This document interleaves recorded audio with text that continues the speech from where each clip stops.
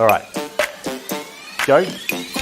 Okay, the P200 has a fantastic Sony image module. It gives you 30 times zoom, great for any size room. It's great in low light and has awesome color rendition. On top of that, we have our BirdDog NDI processing engine, which gives you the highest quality pictures at the lowest latency. It's compatible with any NDI device on the planet and just gives you the best outputs. We have our brand new user interface with NDI version 5, which gives you waveforms and vector scopes to make sure you're properly exposed. It also gives you unlimited control as far as color control and using your camera. In addition to this, it sounds strange, but we can do pan, tilt and zoom at the same time. Try some other cameras, they can't all do it.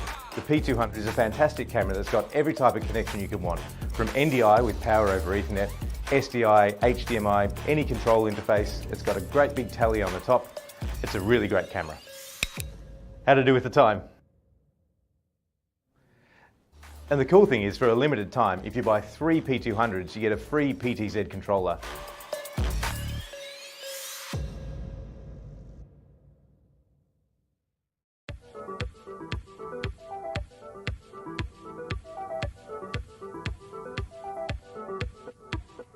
Well, it is that time again, everybody. Hope you are doing well. My name is BirdDog John, and I am back in action. In those scenarios, it's good to neuralize the cameras. You guys know that best. Very straightforward. Plug it in, go to the web UI, link the source, walk away. You know, like super simple. I keep looking over at the chat, and I keep seeing you are full of it. Tasty, spicy meat snacks. Covered in flavor. I mean, you can't go wrong. So what's going on? We've got a handful of folks here in the chat, and I really appreciate that. What's up, mate? Hey, Warren, how are you? Appreciate it. Hey, Robbie, how's it going, man? You're just talking about you. What's going on, Tom? Ahoy. How is it going? What's going on, GoWeb? Good to see you again. Thanks for hanging out with us again today. Appreciate that. Feel like I'm in this video more than anyone but John. It's true, NetApp. You are, I'm going to cut this up and put this in the next intro.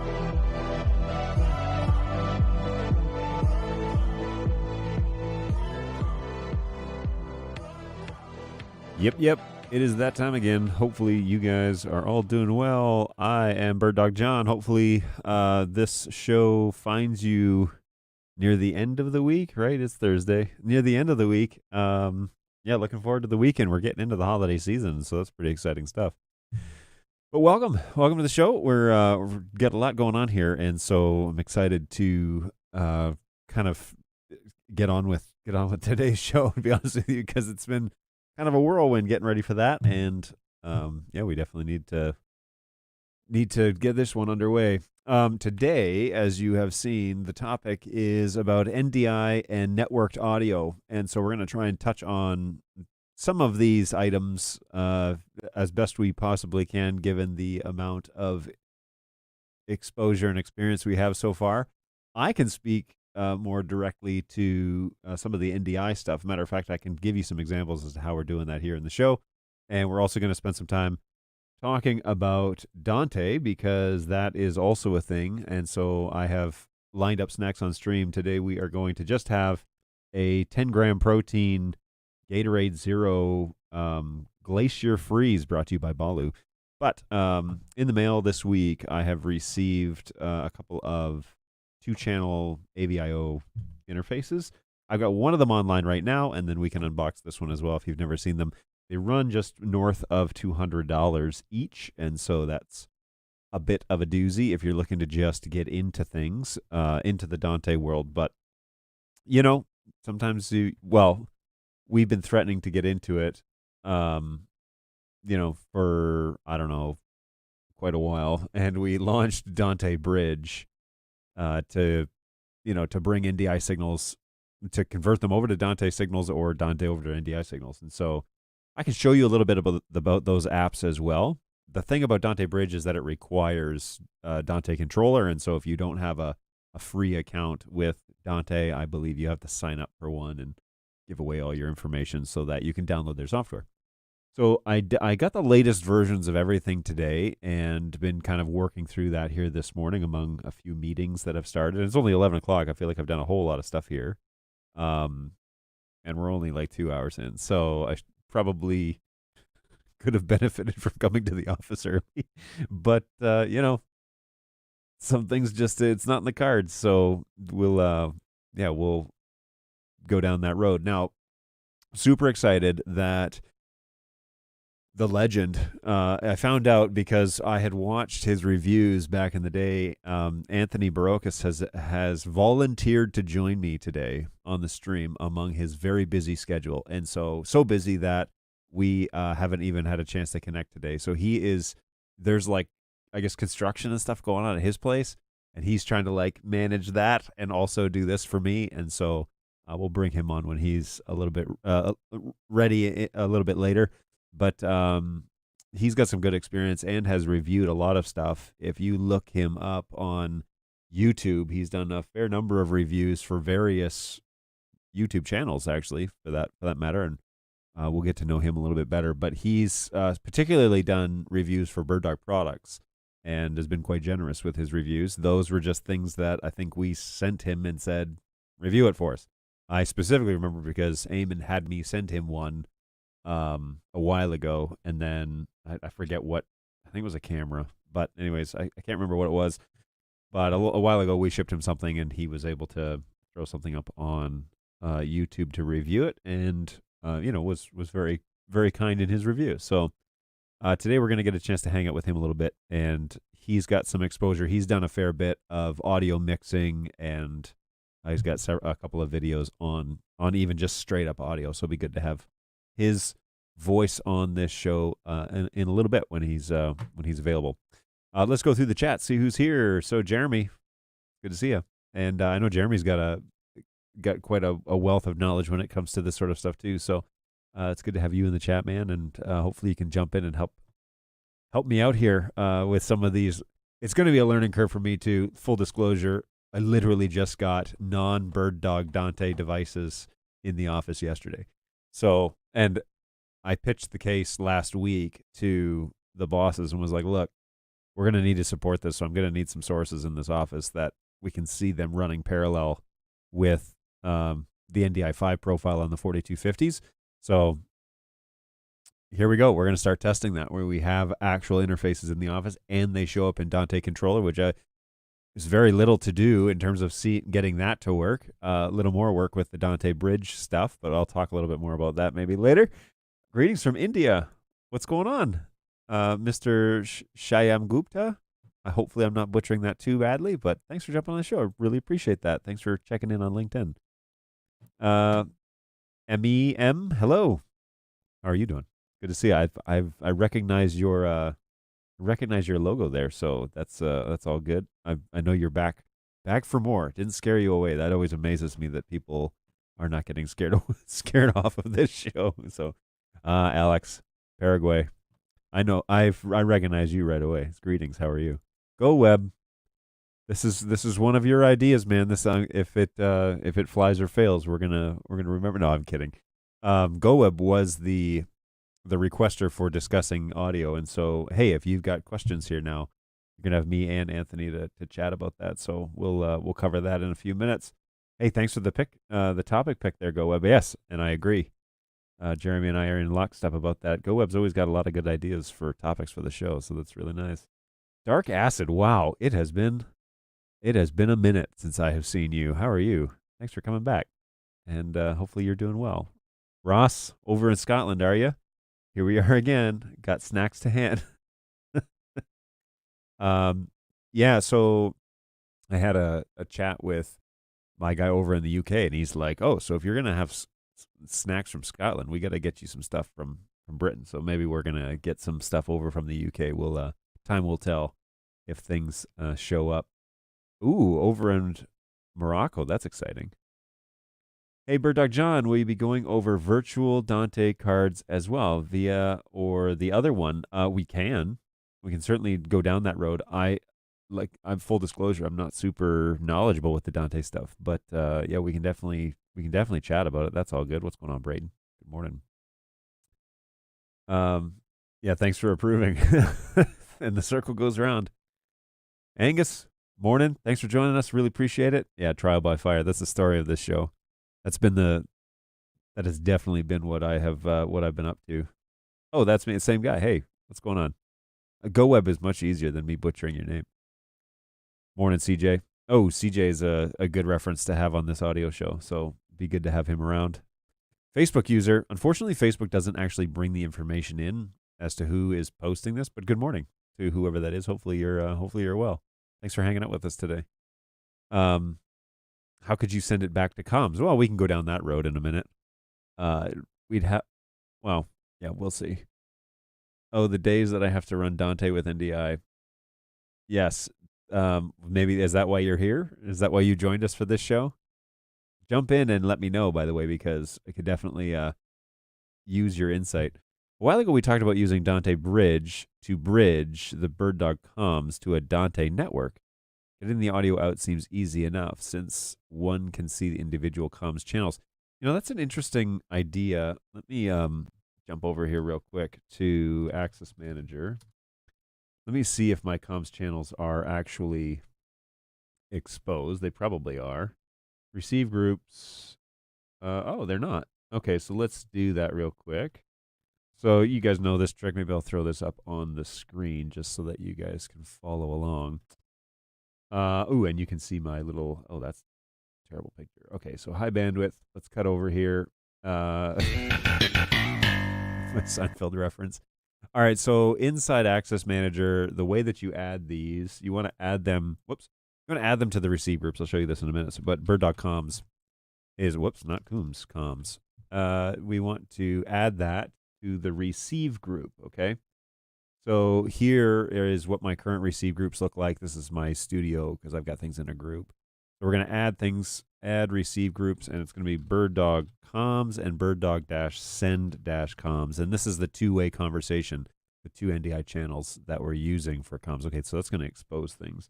And then when we go into Dante Bridge, we can look and see if those channels are listed there. So yeah, good times. Let's find that out. Okay, now that we are kind of up and running here, and it looks like Anthony is he's back from the construction site.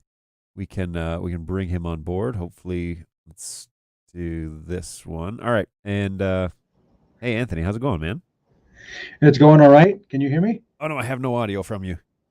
No. I'll check that audio channel. I'll leave you up right. there. Jump into settings and just see what the audio feed is. 1, 2, 3, 4, 5. And then just finishing up the chat here while we do that. It says I got audio. Oh, we do. We hear him. Oh crap! This is on me then. Oh, you know why that is, Anthony? Give me a second here. Somebody hears me. Yeah, that's my fault. So I have my this Mac that runs StreamYard. It's feeding into the Behringer audio interface, but I unplugged them because there's like an open ground. There's an open ground, so there's like a low buzz that happens behind the scenes, and it's just the input signal has to be hot in order to hear it, and it's really annoying. Anyways, hey, how's it going? Thanks for joining me. Really appreciate you jumping on. It's like meeting a celebrity because I've seen you on YouTube for a couple of years, and then you were like, "Oh, I'll jump on with you," and I was like, "Oh, whoa, this is like we're getting big leagues now." Yeah, well, just so long as you don't end up with a show that I know nothing about. Well, welcome to my life, man. That's what I do all the time. Just like, well, I'm unboxing this thing today. Let's find out how it works. It's the Tom Sinclair mentality where he says he has the cover of the Streaming Idiots title where he says, "Oh, well, that's the whole point is like I'm just supposed to fumble into it, and if I fail, I fail, and that's just me being an idiot." But I'm supposed to be like I'm actually running a support show, like I know what I'm talking about, and so that's generally a challenge for me. Because it really is. Sometimes I am just walking into things blind, and I rely heavily on the chat to give me or tell me what's up and what reality is. So, okay, great. So everybody hears him, and it appears that the audio is on the stream, and I can hear him, so that's all good. FSC2 Mac, what's going on? Thanks for jumping on here.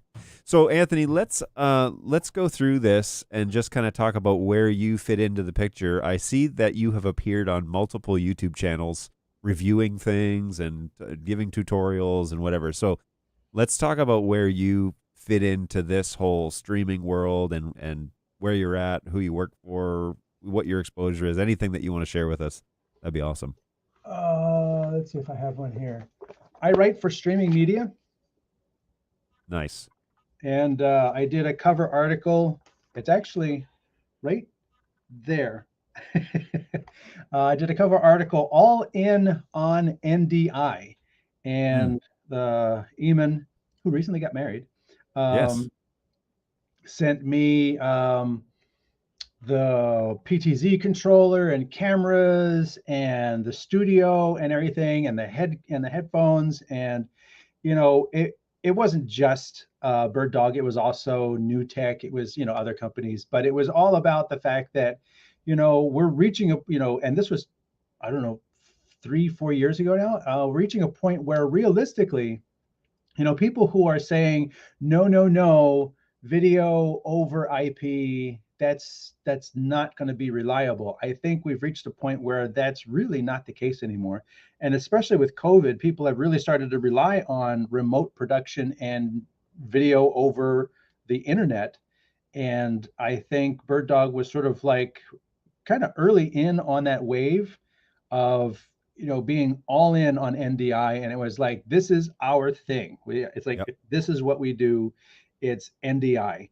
And I got to give kudos to Bird Dog for that, because you could say that Bird Dog jumped on the NDI wave, but you could also say that Bird Dog really pushed that forward in a big way, because you've produced like, this is a solid product. This is a solid product, and people can go out there and use them, especially in terms of full NDI. Whereas at the time, I think New Tech was the other big, um, box maker, Yep. and their stuff was HX. So it was really like stepping up the game in the industry, for as far as I would say.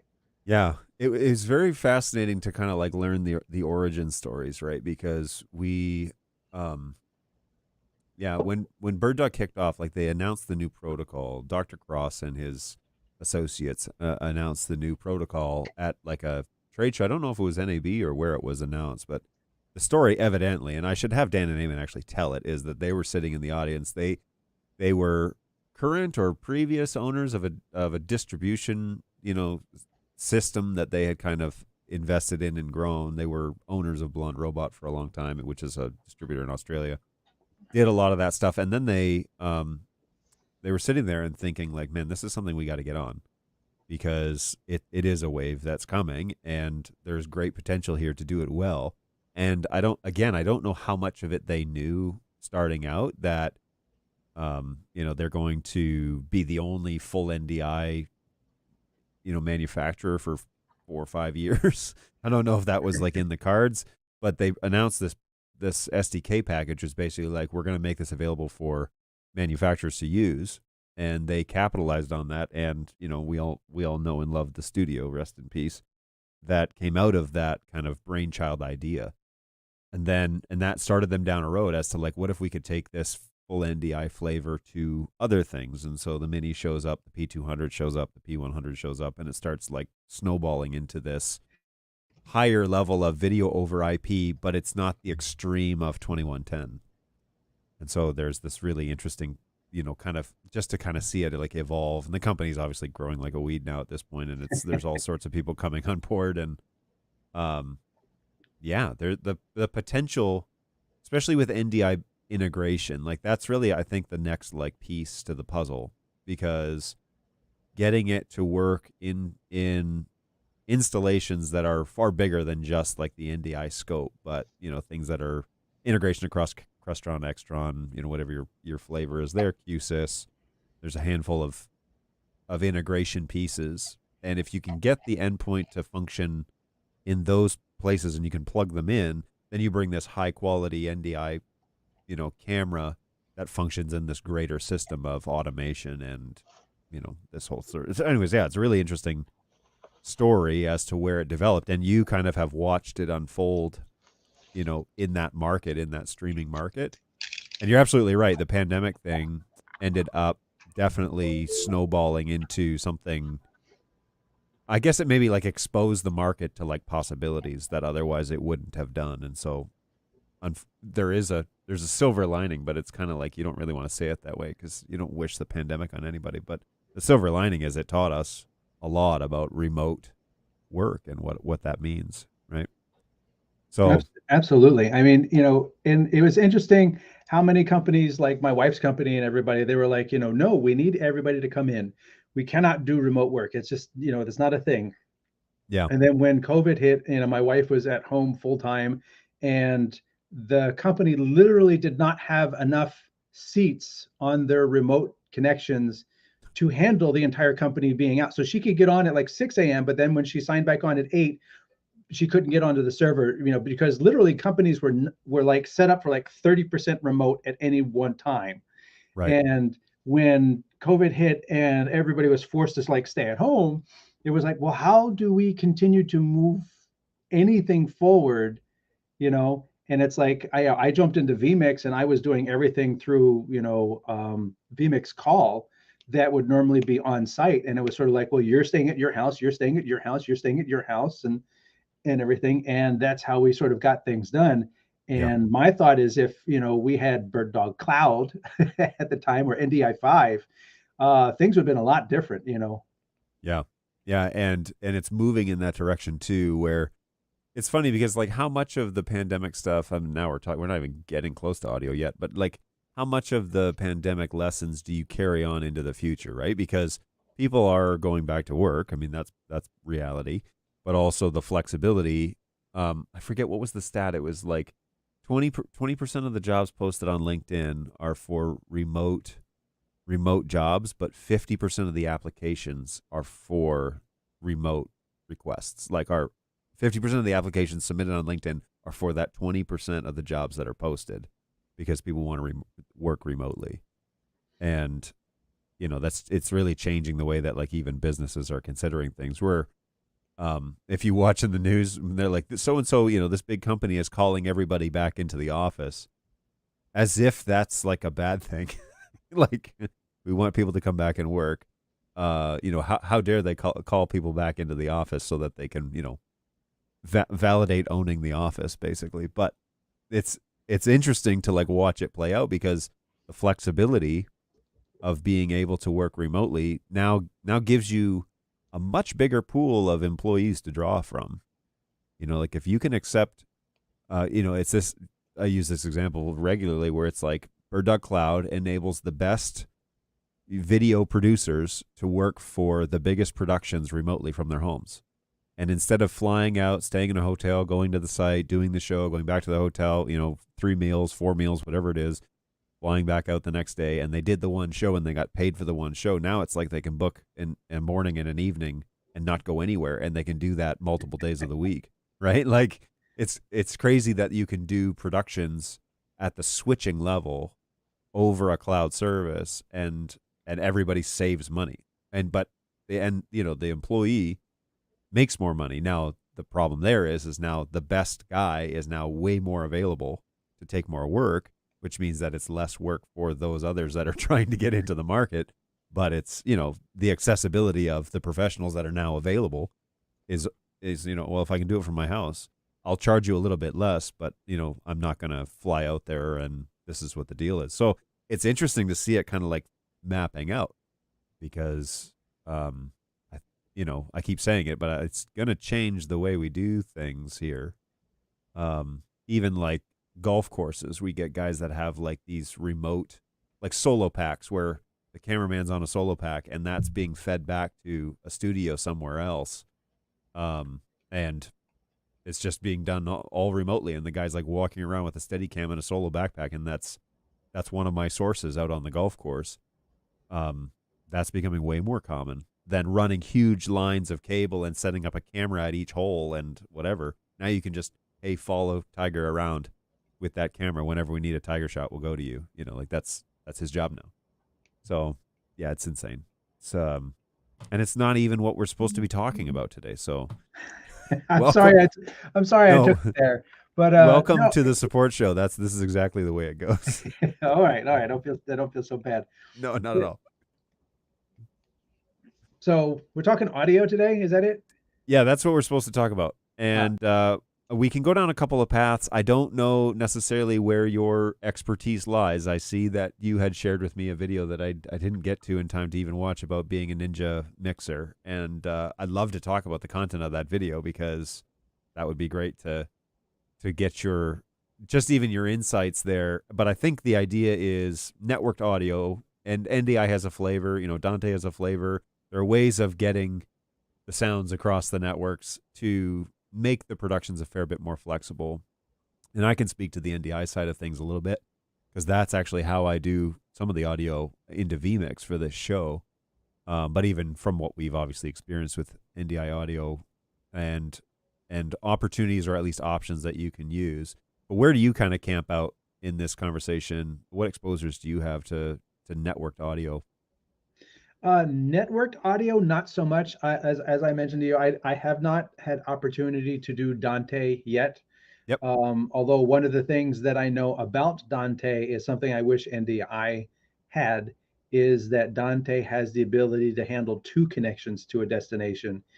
And, coming from the broadcast world, where if you're going to run one SDI to stage, run 2. That Yeah. way, if something goes bad, and one cable gets nicked or something like that, you've already got the second cable run. The idea of running a single Ethernet line from the truck to inside a building just scares the living daylights out of me. I'd much rather Yep. run 2 Ethernet cables and have them both connected, but the system's smart enough to know which one to route data over, because as far as I know, normal TCP/IP does not like 2 connections to between destinations unless you're doing aggregation. Mm-hmm. Yeah, that's true. The way around it would be, so you can buy, for example, NIC cards that will have independent MAC addresses, which will act like independent devices. And so, for example, I have a NIC card on this machine that's two fiber connections, 10 gig fiber connections, and they're going to a switch. Well, they both represent themselves as different MAC addresses. Now, the last digit is different, basically, but they both have unique MAC addresses, and so you could split them off and use them as independent connections. Now, if the system is smart enough, though, how do you configure it to do what it is that you want it to do? So I have 2 independent IP addresses that the network thinks that's 2 computers on the network. On my system, I can aggregate those so that I get a 20 gig pipe, but I could keep them individualized as well and have 2 separate IP addresses, 2 destinations, if you will. Mm-hmm. But is the system, the question that you bring up is the system smart enough to know to bring in both of those independently as a redundancy, and then use one and not the other, or cause some sort of complication? So that's an interesting idea. I think it could be done. I don't think it's too far off. It may just be a configuration that would need to be done inside of vMix, as in you send the audio signal over both, you bring them both in as an NDI source or as a Dante source, and you could convert it. I'm not super clear on the Dante integration with vMix. Do you know anything about what's offered for that, other than I just go back to the fact that I haven't done Dante yet. Yeah. But knowing that the way when I started to read into it, that it has your main line, but then it has a failover, so that if all of a sudden it's not getting pinged within a couple milliseconds, it immediately jumps to the next line. Whereas that's Dante doing the failover. It's not the network doing the failover, which is what NDI sort of relies on other devices handling the networking aspect of it. So the router, the switch, and everything else would need to somehow be instructed, to have a main and a failover line, as opposed to Dante handling. I don't know if it does it at the packet level. Maybe there is a Dante expert on here who could jump in on that, but that's something I just wish existed in the video world, is that I could run 2 Ethernet cables into a building through 2 different doors and plug them both in, and then not have to worry, just like we do bonded streaming, we could do multiple connections into a building, and this way, if all of a sudden something cut one line, the show would be impervious to it. Yeah, that's an interesting idea. Does Dante just use the 2 the channels, and then if it fails, then it switches over automatically, or does it combine the 2, and then if one fails, well, it's still there, so it's one source? I'm just trying to figure out how you could figure out when a source is gone, how to switch it. Like if it drops below a certain decibel level or something like that, then it could switch. I can't imagine it could be done any other way than almost like an NDI soundboard, where you.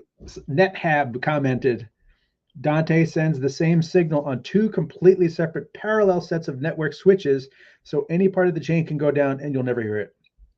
And that's what I wish not NDI had, because it doesn't. Yeah. NDI, I tried once and I couldn't even get stuff to connect properly. Yeah. That's it. That's really interesting. I mean, the way that I can see it being done today, and from what I know of NDI audio, and so for example, in my setup, just briefly, the music that runs on the start and end screens of this show is run over VLC, which is being outputted via NDI, and that's an NDI audio channel, and so I can bring that into vMix as a separate audio source, and I add that. So if I wanted to make that, so that's like an internal source, right? But it's accessed anywhere over my office, so it would almost,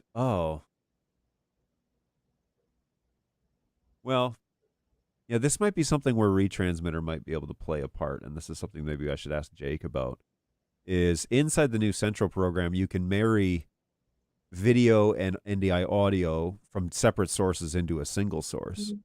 And so in that instance, you could retransmit, use a piece of software that would basically marry that would retransmit the audio source, the same audio source twice. And that way you could bring them across the wire.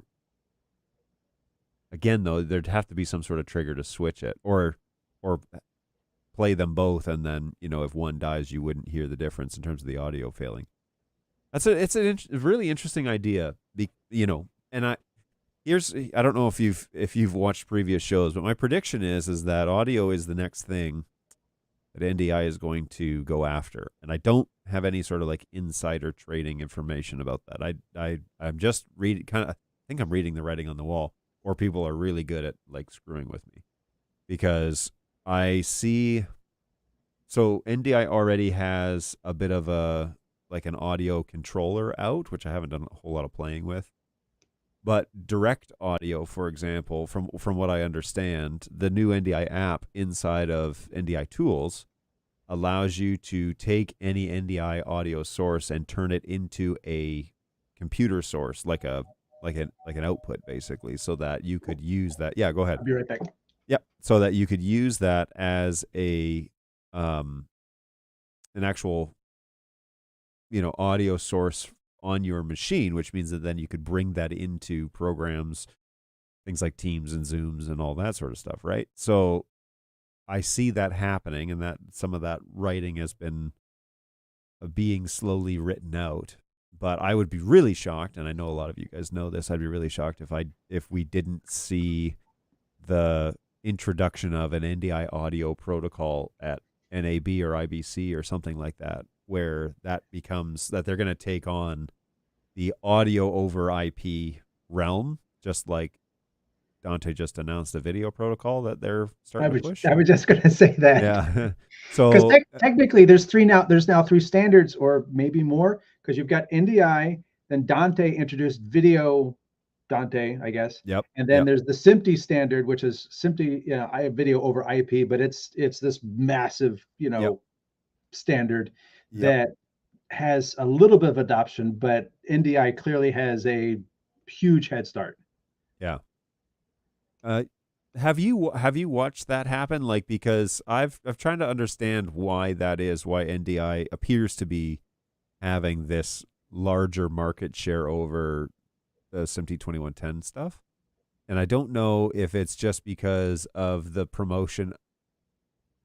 I don't know if it's the promotion of the protocol being like easier to implement, or like the network standards are so much, like the requirements are so much less, or if it's just NDI is maybe it's a less I don't know if like what the price point is, so I don't know if it's like less expensive to even buy the products that do 2110. I don't know a whole lot about it. I would say you basically hit all three reasons. I literally, because you also have to understand, like, how long did it take the worldwide broadcast industry to move from analog to digital? And Oh, then it was geez, yeah. pushed back again. It's a slow moving thing because broadcast really, there's billions and trillions of dollars riding on everything, and if it ain't broke, don't fix it. Yep. So nobody's going to sit there and say, hey, let's throw away all this analog gear and switch to 2110. Right. Nobody's going to do that because there's no additional ROI from doing that, immedially. Yep. Going to HD, kind of really brought more eyeballs back to TV, but irregardless, there's a reluctance to change. So Yes. it takes time for people to be like, well, that's been out for a couple years now. Maybe I'll get one of those things and try it. And then they try it, and it slowly trickles in. So NDI has had that head start. Yeah. And then Yep. it's also got a lower, as you said, lower bandwidth requirements. So you could put a couple HD sources on your standard home gigabit internet, and hey, this is actually working. Look, I can do this. This is, da da da. I mean, I remember when the new tech Spark with the blue antennas came out, and people were like, Yep. wait, you're going to throw that in the air over Wi-Fi? And it worked then. I mean, it didn't work super great, but it worked. And Yeah. imagine if we did that again, now that we've got like improved network, we got Wi-Fi 6 and we've got AC with color coding and all this stuff. Yeah. You could almost revisit that now that technology has improved, 5 years of Wi-Fi technology, Yep. and Yeah. we've got the Mevo starts that do NDI HX at 15 megabits, and it actually looks pretty good for 15 megabit H.264. I was gonna say, is that HX3? What is that? It's You know? HX2. HX2. Okay. And but in terms of like not saturating your network and working with what hardware is out there, Yep. you could use a Google Puck, which is actually what I've been using for years. You could use a Google Puck Wi-Fi, and they have been amazingly reliable in terms of like throwing video across them, Yeah. handling multiple concurrent streams, whereas some other better Wi-Fi hotspots or access points have not done as well. Mhm. And then that last point is the NDI, because there's more of it out there and has had competition, and the costs have come down. So you've got all three pillars, Right. that really help NDI. It doesn't mean that it's simply 2110, because it has that rigorous standard. You're going to see Ross and, Grass Valley, and they're going to be like, we're adopting that because that's Right. the SMPTE standard. Well, oh, yeah. You'd hope Grass Valley would take a second look at NDI because Dr. Cross is now the president. Well, yes, there is that, but I mean, like the major, hardware switcher manufacturers, they're going to adopt the major SMPTE protocol Right. first, maybe. But that could be the dipping your toe into the network waters, and it's like, well, since we're already doing network IP video, maybe we can add NDI to this box too. Yeah, and it's interesting because I've kind of having like a scales falling from my brain, or maybe you're just kind of revealing some stuff here that was already obvious or should have been obvious. But perhaps NDI came in on the coattails of 2110 and was like, that's all well and good, but we can get you almost the same quality for a whole lot less input, like in terms of like investment and what have you, which makes going to video over, they should have leveraged that a whole lot more. I wonder why they chose not to, because this is a theory. The 2110 stuff theory is something that I've kind of started talking about the last 3-4 months, because somebody said to me, oh yeah, well, NDI is a lot easier than 2110. They said that to me in August. And I was like, oh, that's what we're comparing this to. Because people, and it was weird because, oh yeah, well, NDI is easier to use, than other protocols. They just leave it at that. And it's like, what do you mean by other protocols? Because that, like the other protocol in our realm is not a video protocol. It's Dante, which is what everybody talks about. And that protocol you can pretty much run, compared to NDI, you can run really stripped down networks where it's like You basically need to know the very bottom of networking to make it really work correctly. And then we start, but Dante also has fairly low even compared for a full NDI, low network requirements. And so, but if you're comparing it to the one that's way more, SMPTE 2110 or something that's requiring a whole lot more bandwidth and a whole lot more horsepower, well then yeah, I could understand why you might say, well, NDI, it just kind of works. You don't need to have a sophisticated network. Now I understand that conversation, because to me it was like, why do we keep saying it just works? Like, we do need some network infrastructure. We shouldn't just throw that out. But instead it was like, well, you should see what the other options are in the market. And that was the piece that I had missed, was 2110 requires a whole lot, like way more than what the average Joe is going to be able to put into his church down the street. Like, that's going to be way beyond what we're going to be able to handle. So yeah, it all kind of makes a lot more sense. And yeah, it's kind of mapping out how that all kind of works. Interesting that you mentioned about the HX stuff over Wi-Fi, because with the full flavor, that's still like our wired. We're always using like Cat 6, Cat 6A, 10 gigs throughput, which is still in the distance for Wi-Fi. Like, so we're assuming that you have some sort of processing power, at least a gig or whatever. And so I haven't heard a lot of chatter in the full NDI realm of entering into the Wi-Fi realm. But when you said, maybe we should go back and revisit, where we were back then when we were taught, we put the blue antennas on and it kind of worked. Well, now that Wi-Fi thing is kind of caught up. What I would be interested in seeing is how the technology works with today's connections with back then technology, with the HX protocol back then. So getting a Spark that's running, the original HX with the antennas and the Wi-Fi, and putting that on the AC or the AX networks and seeing how it behaves. Because back then it would have been like the G network or the N network, which was okay, but it wasn't great, in terms of the Wi-Fi standard. But once we got into the kind of the A standards, the AC standard was pretty good. The AX standard was the one that, as I was leaving the Wi-Fi administration realm, that was the one that was becoming more prevalent. And I would be curious to know that if we could get the original Sparks with the blue antennas working with an AX receiver, like being able to transmit that on an AX with the. Well, they don't do AX though. Yeah, well, that's what I mean, is they'd have to update the Sparks. Yes. Yeah. To get them to talk AX. You'd have to update, and I even posted in the Mevo group. I says, Mevo, the Sparks do such a great job. Yeah. With, and I've used 4 Sparks to a single Wi-Fi access point during a concert to be on stage cameras that were just on microphone stands that could be moved around as different bands came up, perfectly suited for that close, it's right there type of thing. And they worked great the entire 4-hour concert. And I was like, I would love to have more flexibility with this. And I posted in the Mevo group, said, imagine just making like a little box, like take the Mevo Start, take the camera out, update it to Wi-Fi 6. Yeah. Because, again, those were made 2-3 years ago before 6 came out, or even AC, with the coloring, that now you could plug in your laptop, you could plug in a DSLR, you could plug in a long zoom camcorder and have everything else that the Start can do. Yeah.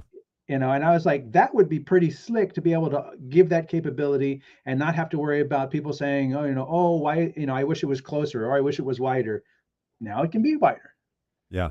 Yeah. That's the one that does the ROI stuff, right? The Mevo Start. What's the ROI stuff? The region of interest. It'll like. Yes. Yeah.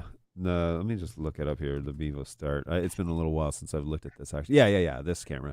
Yeah. So you can set it up to do. Yeah, you can like zoom in on a face, and as the person moves, it'll track it around. And we used that during the concert because people would put them, and they were, then the next person would come up and they would move the mic stand over a little bit. So I would just move the region of interest over, and I literally bought an 8-inch Android tablet for $49 just so I could switch between cameras and move the region of interest around.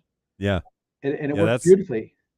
That's pretty cool that you have that flexibility. I always thought the Mevo Start just missed out on a mass market with their price point. I always thought that the $400 was just a little above the everybody could get into this type of thing, you know. It kind of is a little high, but then again, they have a 3-pack, which is cheaper.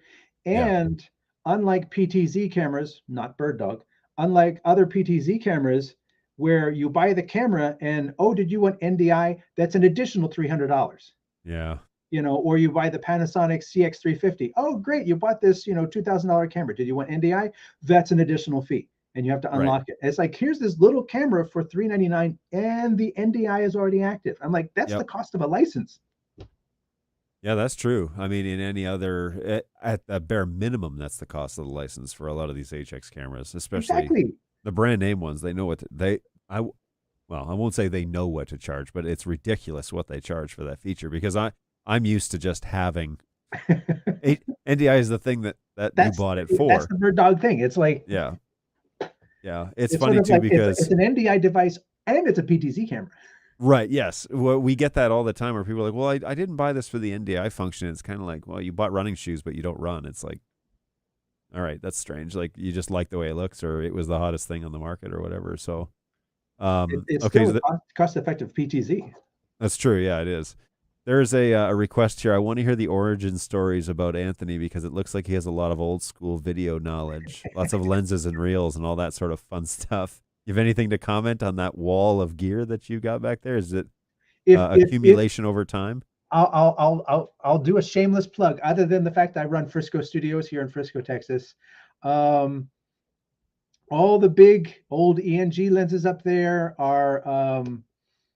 I run a B4. That's a B4 mount lens, ENG lens, on Micro Four Thirds group on Facebook. So when I moved to the DSLRs, I really lamented the fact that you couldn't zoom in anymore. And so I was like, well, just like, you could with those ENG lenses, can you put an ENG lens on a DSLR? I found somebody making mounts and I started doing it. And that was like 9 years ago now that I started putting long zoom lenses. It's long zoom, parfocal, constant aperture. So it's a 1.7 all the way through, and smooth servo zoom. Like Sony now has, hey, we've got a zoom lens. It's like, yeah, it's got 2 speeds. Not slow enough and not fast enough. Yeah. And it's like these things have like 7 speeds. I started doing that, and I have a tech channel called AIBA Tech Thoughts on YouTube, where a lot of those videos live. And then when I started moving into the multicam world with the Teradek AirMix, Switcher Studio software on an iPad. Now there's also Cinemaker and Top Director, and Panasonic actually got into it as well with an app called Live Control, which is iPad run, but it uses just their PTZ cameras. Nice. Wait, can I put my Fujinon lenses on my A7 camera? Yes. You're probably not going to get full coverage, but if you can window down to an APS-C, it may actually work. Like I said, if you go to YouTube and search for AIBACOM, IEBACOM, or AIBA Tech Thoughts, that will send you down a rabbit hole of videos about ENG lenses on Micro Four Thirds. Right. And then I have filmed with that Bolex H16, and the H16. I have not used 1-inch. I came in after 1-inch, but I've used 3/4, Betacam, digital beta. What was the Panasonic format that was digital, but it was like VHS cassettes? I forget what that one was. I did use that. DV cam, DV, all the way up to today. And what you don't kind of see over there is I've got a home studio, and now I've been hired by YOLO Live, which is not NDI. D9. I saw that. Thank you, Angus. D9. DVC Pro. I've used DVC Pro, never liked it. Now I have been hired by YOLO Live to produce a bunch of tutorials on their tiny 8-inch tablet that has physical HDMI inputs on top. Yeah. Yeah, And no, I saw that on your channel. You were covering, I watched it. It was probably like 10 minutes I was into it, where it was HDMI, you had audio channels coming in. You had a Zoom mixer, which I didn't even know Zoom made a mixer. I like no, I had to look it up. I was like, wait a minute, they have like a full on board? Because I've got Field 1N, I've got the F1 recorder, I've got the H4N, I've got the H4N Pro, like a whole bunch of Zoom stuff. And then I was watching this video and I was like, wait, that says Zoom. And I like went to their website. I was like, they have they have 4 or 5 boards on here. How did I miss that? I don't even know how that happened. yeah, Zoom, Zoom and who's the other one? Tascam. I mean, they are Yeah. just duking it out in the audio world. Hey, we can bring about the audio. Yeah, there we go. Now we're talking about the thing we said we talk about. Yeah, I got one here. This little thing. Wait, where is it? Oh no, it's over there. I started with this one, the little Tascam. Yes. Yep. DR40, really good. I love the audio preamps and the built-in mics. I mean, I've cranked that thing up all the way in the woods and I was amazed at the fact there's no noise floor. Yeah, and how much more you hear when you do that. Yeah. Live track boards are surprisingly good. I use an L8 for dial-in press conferences pretty regularly. Yes, I purchased an L8, and I didn't necessarily purchase it for the sound pads, which the Rodecaster does a whole lot better.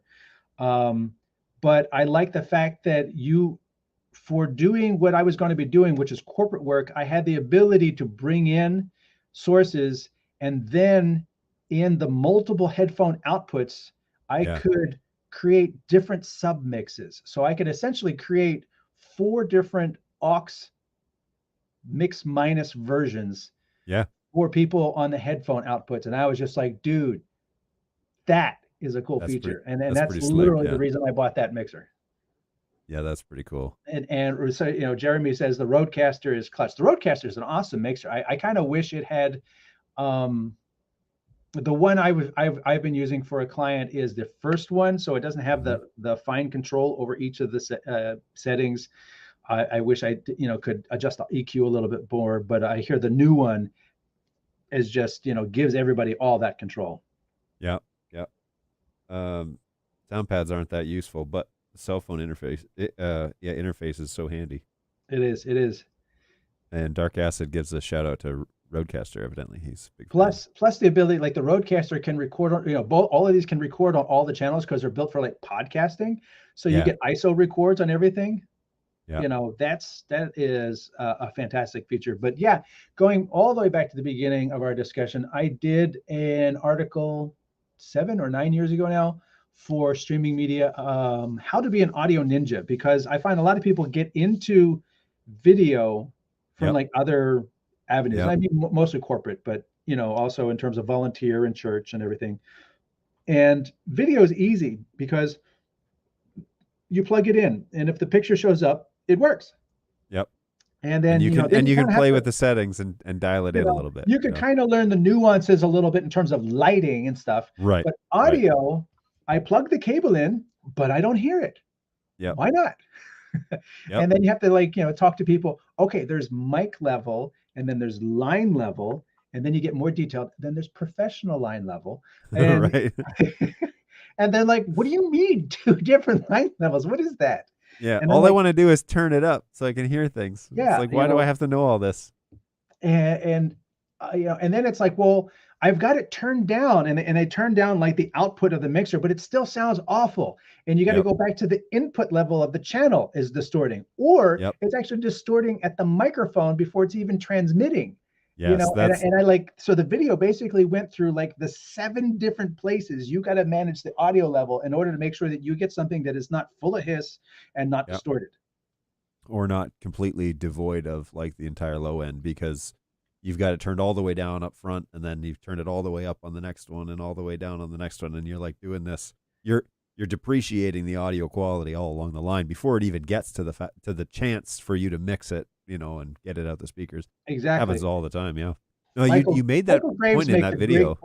Michael Graves makes a great point. He says video without audio is pointless. The opposite Oh. is not the case, and that is so true.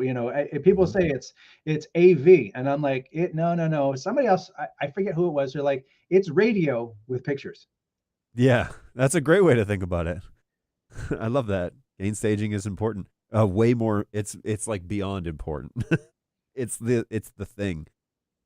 We have struggled through, and Jeremy's a big fan of this conversation. We have struggled through. If you watch the sequence of these videos of these shows progressing over time, I've changed out microphones, changed out preamps, changed out a bunch of things, and then I was looking through a show just a few months ago and realized that StreamYard was ducking and doing things, and like so like the videos would come on, it'd be loud music, and it would like you could literally hear the decibels being dialed back because StreamYard was managing it, and I was like, oh wait a minute, like what I think I'm sending out and what I'm monitoring is actually not making it to the ears of the people on the other side. So dug into the troubleshooting in the Reddit feeds of StreamYard and found out, oh, I got to turn a bunch of stuff off before this will be appropriate. But anyways, let me just cycle through some of these chat. We've got lots of people chatting today. Dark Ass said 3.5 years ago I was a part of pioneering an NDI installation for a university. They're now building an entire building with Dante and NDI. So Dark, you would have more to contribute to this conversation than you previously have indicated. We should request Anthony to give us a short studio tour if possible. This is your studio at home, right? This is your office at home? Yes.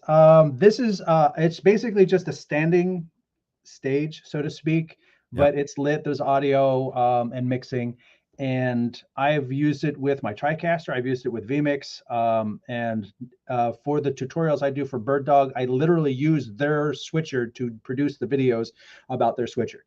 Because I felt it would be a little disingenuous to be like, let me produce the whole thing on a TriCaster to show how good this thing is. I said, no, I'm actually going to use the tool because that's what it's supposed to do. It's a video switcher. So I'm going to use the video switcher to switch the Which video. what were you using for that? Which YOLO box? Oh, the YOLO. You said BirdDog. I was like, I don't know how you would have done that, but YOLO, that makes sense. BirdDog though. I had my this one, the little guy. Yeah, the 120. The 110. Oh, you have a new 110 over there. No, I have a 100. The first one. Oh yeah, P100. Yeah, which is it is a 110 if you're using the 10 as the optical lens. But yeah, there he is, Old Faithful. Absolutely. So yeah, I had this on a stand, and this was like my little side detail camera. Yeah. And I purchased a Microsoft Surface Go, tiny little 10-inch tablet, because it could run Studio Monitor, and I could use that for positioning and presets just on a little tablet. Are you using the touch screen to control that? Yeah. In Studio Monitor? Oh, that's interesting. I should try that. I guess I have a Microsoft Surface Pro in my office, and just as so I have a PC on the network, and I went to turn on Dante controller this morning, and it started cycling, and then it stopped doing stuff, so I hit restart, and it's been restarting for 2 hours. So that doesn't bode well for that little machine. I haven't had great luck with. I've loaded it up with all sorts of programs and stuff, right? So it's really not its fault. It's not designed to do what I'm asking it to do. But anyways, yeah, it's been a fun little education.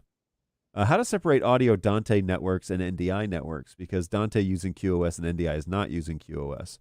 That's a great question. And that is one of the conundrums with Dante and NDI behaving on the same network, which is something that the M4250 Netgear line claims will work with the NDI5 profile that's on that switch, claims that the Dante and NDI protocol can run parallel with each other on the same VLAN.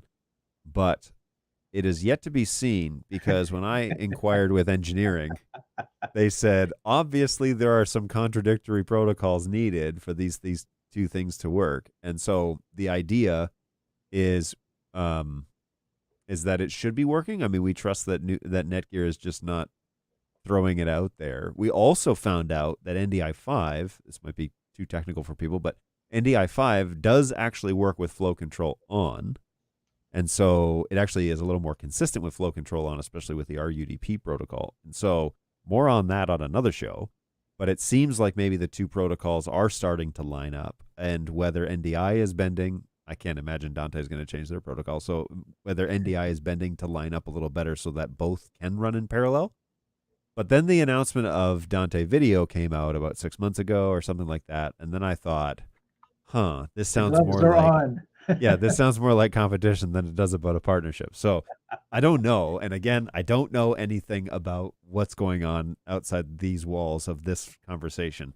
But it does appear that maybe they're getting ready to duke it out as a protocol, as to like who will dominate the protocol. So is it possible to merge audio Dante and NDI networks? Well, 4250 claims to be able to do it on, and this is what I will be testing with these Dante devices that I have acquired this week. These are just audio interfaces, and I can use them off of microphones and whatever. But it claims to do it. I don't know if you should. Ideally is what you would do what Anthony says, and you would have two VLANs. Two VLANs and use a single dual NIC card to run something like Dante Bridge, where you could convert NDI audio over to Dante or Dante audio over to NDI audio and then merge them together that way inside vMix or whatever it is that you're using on that production machine. So there are ways to do it, but ideally, if you're going to you want to isolate the traffic because they are two different protocols, and as you have stated before, QoS is required for Dante and QoS is not recommended for NDI, and those two things really, to use them optimally, I can't imagine that merging them on the same network is still a great idea. So I would say two VLANs with a dual NIC card that has individual MAC addresses that you could bring that data into that machine, that production machine, and then output that onto a separate internet NIC or something like that for whatever it is that you're producing if you're sending that up to YouTube or some sort of RTMP stream. But what about BirdDog does Dante? So that has been a part of this development, is Dante for hardware, right? So the announcement for Dante for hardware was done quite a while ago, and as much as I can share, the much as I can share about this saga is there's just a lot of red tape, but we know it works. So what it was doing, what we're hoping to do is to have NDI video, but Dante audio, right? So Dante for hardware, where you'd be outputting a Dante signal instead of an NDI audio signal, and then you could route that Dante audio into your Dante network. But in order to do that, it would all need to be on the same network. And so we know we can do it with the hardware, whether or not it plays nicely and behaves on the network and the routing portion of things, that's to be seen. Again, the way that you do it right now is you have that audio coming in over NDI audio, and you convert it then with Bridge into Dante and spit it out that way. But it's to be seen. And then you can get it into the controller, and there's usually, you can pick between one or two network interfaces inside of Dante controller, and then it'll have a primary and a secondary. So you can have your primary Dante network, but your secondary as the NIC card on the NDI side of things, which then should see sources inside the NDI realm and make them available for switching them over. So anyways, there are ways to kind of do it. It's not pretty. I don't think it's pretty yet. I think we need to spend some time. We have spent a lot of time thinking about how we're going to do this, but I think the Netgear profile, the NDI5 profile, when it first launched was video over IP and NDI. That's what it launched as. And then shortly after that, a firmware came out, which then wrote Dante on that line as well. And I thought, oh, that's interesting. Somebody's trying really hard to get these two protocols to play nicely together. I have yet to know if it does. I just don't know. I haven't done the actual tests, and I normally don't promote something unless I absolutely know it's working. So if NDI devices had a primary and a secondary network interface, that would be great. NDI devices as in endpoints or software? Yeah, cameras, like two NIC cards and a camera? That's an interesting thought, actually. I'll answer the one question that came out to me. What TriCaster do you have? I have a TriCaster Mini HDMI, but it's been upgraded to AE3 because here's the weird thing. I had it with AE2, and then the start cameras came out, and the start cameras were HX2, but that version of the TriCaster couldn't see them. And I started to like call into to try the new tech people. I says, listen, why can't this device that supports NDI4 see these cameras which are running NDI4? And it turns out that the older version of NDI couldn't see the HX2 protocol, which was new, but they prevented there was like they didn't want people to start talking about different versions of NDI HX. They just want to say just say HX. Yeah. And like that creates a problem because you get people out there with older hardware that does HX. Yeah. That's not seeing new cameras that do HX because it's Right. HX2. And then so now they have a support page that literally lists out what can do what with what version of software. But there was Yep. a good year or so where that information was not out there and it was really, really confusing. But that's why I had to Yes. upgrade to AE3 because without it, I can't see my cameras. Yeah, there was a good, a year is probably conservatively accurate. It would be because the language of NDI, like long ago when it first launched, was it's just NDI. It's not full NDI. It's not HX. It's just NDI. That's how we talk about it. It just works. And that was a massive mistake because if you're going to have two protocols, you're going to have apples and oranges. You can't just say it's all fruit and it's all the same, because they are not the same thing, and they don't encode the same and they don't decode the same. And so it's not great to say everything when you market it, when you talk about it in public. We just want you to say NDI and not differentiate between the two, because then people go out and buy optics cameras and wonder why they won't decode on BirdDog Flex Outs. And it's exactly for that very reason. Is because, well, the marketing won't let us. And this isn't BirdDog marketing. This is NDI, what you buy into when you buy a license. Originally, it's not that way anymore. But originally, it was when you buy the license, you agree, I'm just going to call it NDI. I'm not going to, and it's like registered trademark. But you can't differentiate between the two unless you're having like a private conversation. And then they're saying like, well, I've got all these, PTZ optics cameras. It's like, okay, hang on. Before we go down this road, you should know there are two flavors. And that word of mouth thing could have been solved very quickly. And so much sooner. So, yeah, a lot of confusion in the world, which especially with any technical specification. If it's technical, yes. It's like Netgear saying it's just Ethernet. Yeah, right. Yeah. Yeah. Just plug in the cable. It'll work. Yeah, just everything just works. And which is also a phrase that I've been pushing against uphill, because it's kind of like, yeah, it does work. But the thing they say under their breath after that line is on a properly configured NDI network. Like, well, yeah, you would think it would just work on a properly configured NDI network, but you should probably say the thing you're not saying out loud, because that would be really helpful. For me, I used to use QSYS systems where it had two NICs, one primary, one secondary for Dante. It is marked primary and secondary. Yeah, inside the controller, right? Or inside QSYS. Sorry, I missed. Dark has more explaining to do.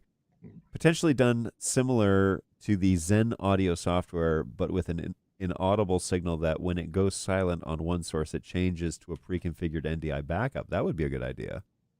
That's a piece of software that's running that's monitoring though the NDI. So it would be like an auto switcher where when the audio goes dead, then we switch over to a backup source, like a failover source. It's just like a constant ping, Yeah. Tick, tick, tick, tick, tick, Yeah. Tiny, teeny little bits. But as soon as that ping goes away, pick, I'm over here now.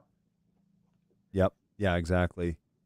NetHab, the addressable market, or NDI, includes churches and schools, which by volume dwarfs the accessible market of SMPTE 2110. Basically only includes the national broadcasters. Yeah, it's strange to me that you would make a protocol that could only really be adopted by the giants. I mean, is it kind of like a Cisco, like you buy, like corporates buy Cisco switches because they're the Nike shoe of switches, right? Like they don't know what they're buying. They're just saying, yeah, well, we want the best. So Cisco all the way through our entire infrastructure. It's like, hang on though, we're doing AV integration and there are actually better switches. And it's like, yeah, but Cisco is it's a brand name and all our guys are certified in Cisco, and it's like they cannot not say the word Cisco when they talk about network, because that's what they know as like the flagship of data processing in the networking world. But it's odd to me that you would limit yourself, like genuinely rolling out into a larger market. Schools couldn't do it, churches couldn't do it. realistically. I mean, on a large scale, maybe giant mega churches or something like that, but that's a little strange. I think the packaging of NDI also helps a lot. They left NDI tools to be open. The SDK is available to anyone. There's vendors who are really enthusiastic with technology, including BirdDog and vMix, and guys like Martin who did the Zen projects. And so they took that SDK and like made very useful tools for free, and like that makes it super accessible. I use the old Spark with the blue antennas on a Ubiquiti AP long range as roaming cameras with a TC Mini. It works great. Wow. Yeah, and that's another thing too, because I know a lot of times okay, I will admit I purchased I have 4 of those with the antennas because, I wanted to do that multi-camera wireless, but at the same time, if you've got a concert, if you've got a corporate show, whatever, people are saying NDI doesn't work over, wireless access, over Wi-Fi. Well, right. Yeah, if you're trying to put all your cameras on Wi-Fi, you're going to have a whole lot of problems. But if you just need that one roaming camera, I'm like, I'm just saying, let's improve the standard. Let's make it work better. But I'm not saying throw all your eggs into the Wi-Fi basket. You're still going to have primary, secondary, stage camera, PTZ. They're all going to be on a wire. But for that one camera that's got to wander around and get the shot of the person asking the questions to the people on stage. Give me one good Wi-Fi, full NDI Wi-Fi on Wi-Fi 6, so that it's all working with the same standard and has the same delay. It's a tall order, but I wonder though, like with the introduction of Silicon 2, and I don't have an update on Silicon 2, so if you're going to ask, don't ask to the people in the chat. The the Silicon 2 update might make that more accessible. Like the BirdDog cameras running HX2, for example, obviously that might make that more accessible. HX3 is more bandwidth, so I don't know why you would want to do that other than it's a little less latency, but then you're adding a Wi-Fi network, so it's like, I don't see the practicality there. But the Wi-Fi doesn't add latency. Yeah, but if you had the accessibility of like SRT, which is like 3 meg, and then pretty, like it's respectable quality that you could get in if you're just doing a crowd shot for 3 seconds. Like to that, okay, like now we're talking about something, because yes, it's a secondary or even like a third shot. It's not even a backup shot. It's kind of like filler. It's a B-roll, and that doesn't have to be pristine as long as your audio is good and it flows with the rest of the production. Yeah, I could totally see why that might be useful. And I think the only way to tangibly talk about that in the BirdDog realm is to get the Silicon 2 stuff to start playing nicely with some of those Wi-Fi options. I don't know, because I stay away from it because full NDI is just so thick and heavy with bandwidth requirements that it would overload an access point pretty fast if you were pumping 140 megs. I'll just relate one instance where I had 2 Panasonics running NDI, and I had a BirdDog PTZ, and we used little Asus square routers, gigabit, not a gaming router, but it's a pretty high-end router, and they have their own version of mesh. So you can have a second Asus. You set one as master, you set the other one as node. And they'll work as master and node wired or wireless. And I set the node in the conference room. We were outside the conference room with the master, and I ran a cable. And for the entire rehearsal, I didn't plug it in. And I was doing 3 NDIs and controlling the BirdDog PTZ without an issue. Over what? What was transmitting the signal from the cameras? The Asus access point mesh. Oh, I see. So it's wired into the access point Wi-Fi between devices, and then wired into the TriCaster. Is that like a MIMO 2x2 mesh network that you're using, or what is it? I don't know what they use. Asus just calls it AI mesh. Yeah, because so I know Ubiquiti's like point-to-point transmission stuff. That is different than, so the Wi-Fi option, it's basically 2 pieces of hardware that are wired in, just like you're explaining. But they have a transmitter signal in both units, and so they're doing a rock solid transmission, and they're they're sending and receiving in basically two different pipes and two different frequencies, and they can get a gig through that, which is pretty awesome. If you're doing like a remote production in your production house, you set up this like satellite endpoint, basically. It's called Max Fiber or something like that. But you set up basically a satellite on one side, and then you tune the receiver to the other side, and it gives you real feedback, like live, the signal's better, best type of thing. If you can get that, actually, yeah, I think that's possible to do one or two, or in your case, I guess 3 signals through that pipe. But that is more of that's not necessarily wireless. I mean, it is, but it's more like air fiber. It's more like a dedicated bridge to get that signal across. And I have heard of loads of dudes that are doing that, especially at outdoor venues, sporting events, racing events, all sorts of things like that, where that's what they're using. This is the device that you're using here. That was the device that we were using. 2 of those, master and slave, or master and node, as a better word for it. Yeah, they've updated the term. Yes. Yeah. But I was amazed. I kept expecting to see a jitter and everything. And to be honest, it's probably assisted by the fact that we were using a TriCaster, which of course, for anything that's not program, it's pulling the low res preview. So the Sure. bandwidth demands go down. So, and not everything does that. So if you're on vMix, you're not going to have that built-in functionality of all your previews are going to be this teeny little low bit rate thing. Yeah. But the fact that it worked, but and we were only jumping 30, 40 feet, but it was wireless, it was Wi-Fi, and it was multiple sources and control going back all at the same time for the entire rehearsal. Now for the actual, conference, I plugged it in, but Sure. I just wanted to see if it would work. And during the rehearsal, we tested it, and I was just, I told the producer at the time, I says, hey, check this out. This is what we did during rehearsal. And he's like, yeah, plug it in. Yeah.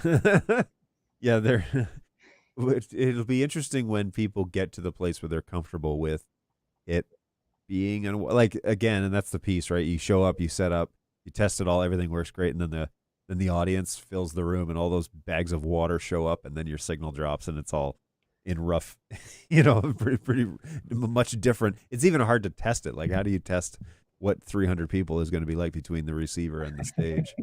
It's a little impossible to do that. So why does AV start with A? Oh, that's why AV starts with A. Yeah, because audio is king. Audio is key. Audio is absolutely the most important thing.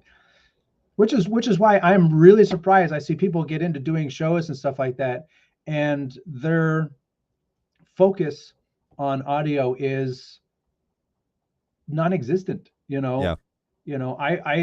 I would watch this. I had a company call me, and they says, yeah, we want to step our game for our quarterly announcements from the 2 CEOs, big investment firm, millions of dollars and stuff like that. And they showed me what they did last time, and they had a laptop set on a table where everybody in the room was watching, and they set it up on Zoom, pointed the webcam at the audience, and that was it. Wow. So 30 feet away to the laptop. Yeah. And no close shots, no nothing else, no actual slide presentations, just whatever the webcam saw on the screen. So whenever it was bright, you couldn't see the 2 people standing. Yeah, on it would have blown it out for sure. And you hear the whole room. It says, but we get to hear the people ask questions too. Yes, that's true. But at the same time, I can hardly hear the people speaking. And this is what you're presenting to people who want to give you beaucoup dollars. Right. Yeah. That's an interesting conversation, kind of rabbit hole to go down, because I've been experimenting a little bit on the weekends with mic placement for audiences. And so, we have a program feed for the production that I help with on Sundays. So we have a program feed that comes in for a church, and we've been trying to give the audience that watches online more of a like a room perspective, because what we don't want to do is, well, it goes back to having crap audio, but what we don't want to do is provide unintentional separation from what's actually happening in the auditorium compared to them sitting at home. And that's always the thing, is like you're watching like through a window, So there are some churches that just have like one static camera that's up in the rafters or in the balcony or something like that, and it's just like just a shot of the stage with, you can't see the screens. There's no switching. There's no alternate shots. Nothing like that. Which is literally like standing up on the balcony and looking through a window and just watching what's happening, right? And like what you hear is what you hear, and that's when what you see is what you see, and you can't see other things that are happening. So then we took it a step further. We got a couple of extra cameras, started doing alternate shots, tried out, Cam Director to have it follow people on stage and like do auto tracking, whatever. And that was okay. But then we got talking about the actual audio experience, because in the end, it doesn't really matter what it looks like. It kind of matters more about what you can hear. And so I started playing around with mic placement. So I bought some cheap Behringer C2s, C3s or something like that, which are basically just pencil microphones. Put them at the front of the auditorium facing the audience. And we started piping that audio in left and right to the stream, and gave the guy that was running the stream basically jurisdiction to add it if the audience is singing or asking questions or interacting with whoever's presenting or whatever. And that was okay. But then I got a DBX reference mic actually from Bird Dog Jake, and he was like, yeah, I said, I'd love to, reference the room, like ping the room and see how we're doing. And what I did instead is I took that microphone and I put it at the back of the auditorium, kind of up against the back wall, and I removed the two pencil microphones and just run that reference mic. And it actually provides enough room ambient sound to not even need to use the effects channel, because it's actually natural room reverb that it's picking up and the residual sound of the audience. And so I thought, well, that's interesting that instead of getting the audience sound that's coming towards the stage, it actually works better for room audio reference to put it at the back of the room and to hear the spatial timing of the speakers, for example. So when somebody's on stage and they're singing or playing an instrument or whatever, and it leaves the speakers and goes and travels to the back of the room, that time difference is now being piped into the stream, so they hear the delay that the audience is actually hearing. But also then when the audience makes noise, so they sing or they interact or whatever, and that sound is going towards the stage and bounces off a really, it's a very non-acoustical church in terms of it's poorly managed this way. That sound bounces off of a flat wall that's on the back of the stage and comes back across the room. They pick up that spatial sound as well, which actually sounds more like what it sounds like in the room than if you were to capture it at the front, because the audience isn't sitting at the front. They're not listening to that sound. They're listening to the room sound, the general bouncing around of the sound waves throughout the auditorium. And so it's actually more accurate. I don't know if it's better. I think it's better, but I should probably ask some people. But I think it's more accurate in terms of what's actually happening in the room. The only danger is that people like to talk in the back of the auditorium. And so, because it's not going to get caught on the microphones that are at the front of the stage. And so you have to be Johnny on the spot when it comes to listening to that feed and making sure that you're not picking up people's conversations about like, oh, Jimmy's got a poopy diaper. It's like, well, like all of a sudden you got to like, oh crap, that's being picked up in the ambient microphone, because we've got that turned up so that we get the full volume of the audience. So placement is still something that we have to fix. But I was surprised that moving it to the back of the auditorium actually gives a better result in terms of what the room actually sounds like. It's more accurate. I don't know if that's anyone else's experience or not, but that's just kind of like boots on the ground. That's what I discovered.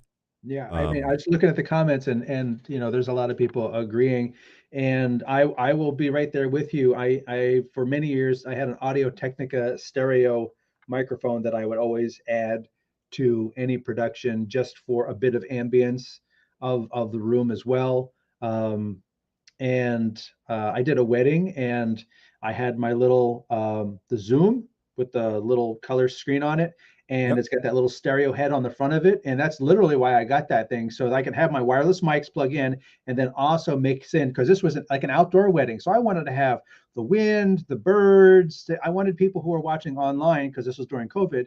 I wanted people who were watching online to have that experience, that stereo soundscape, like they were there.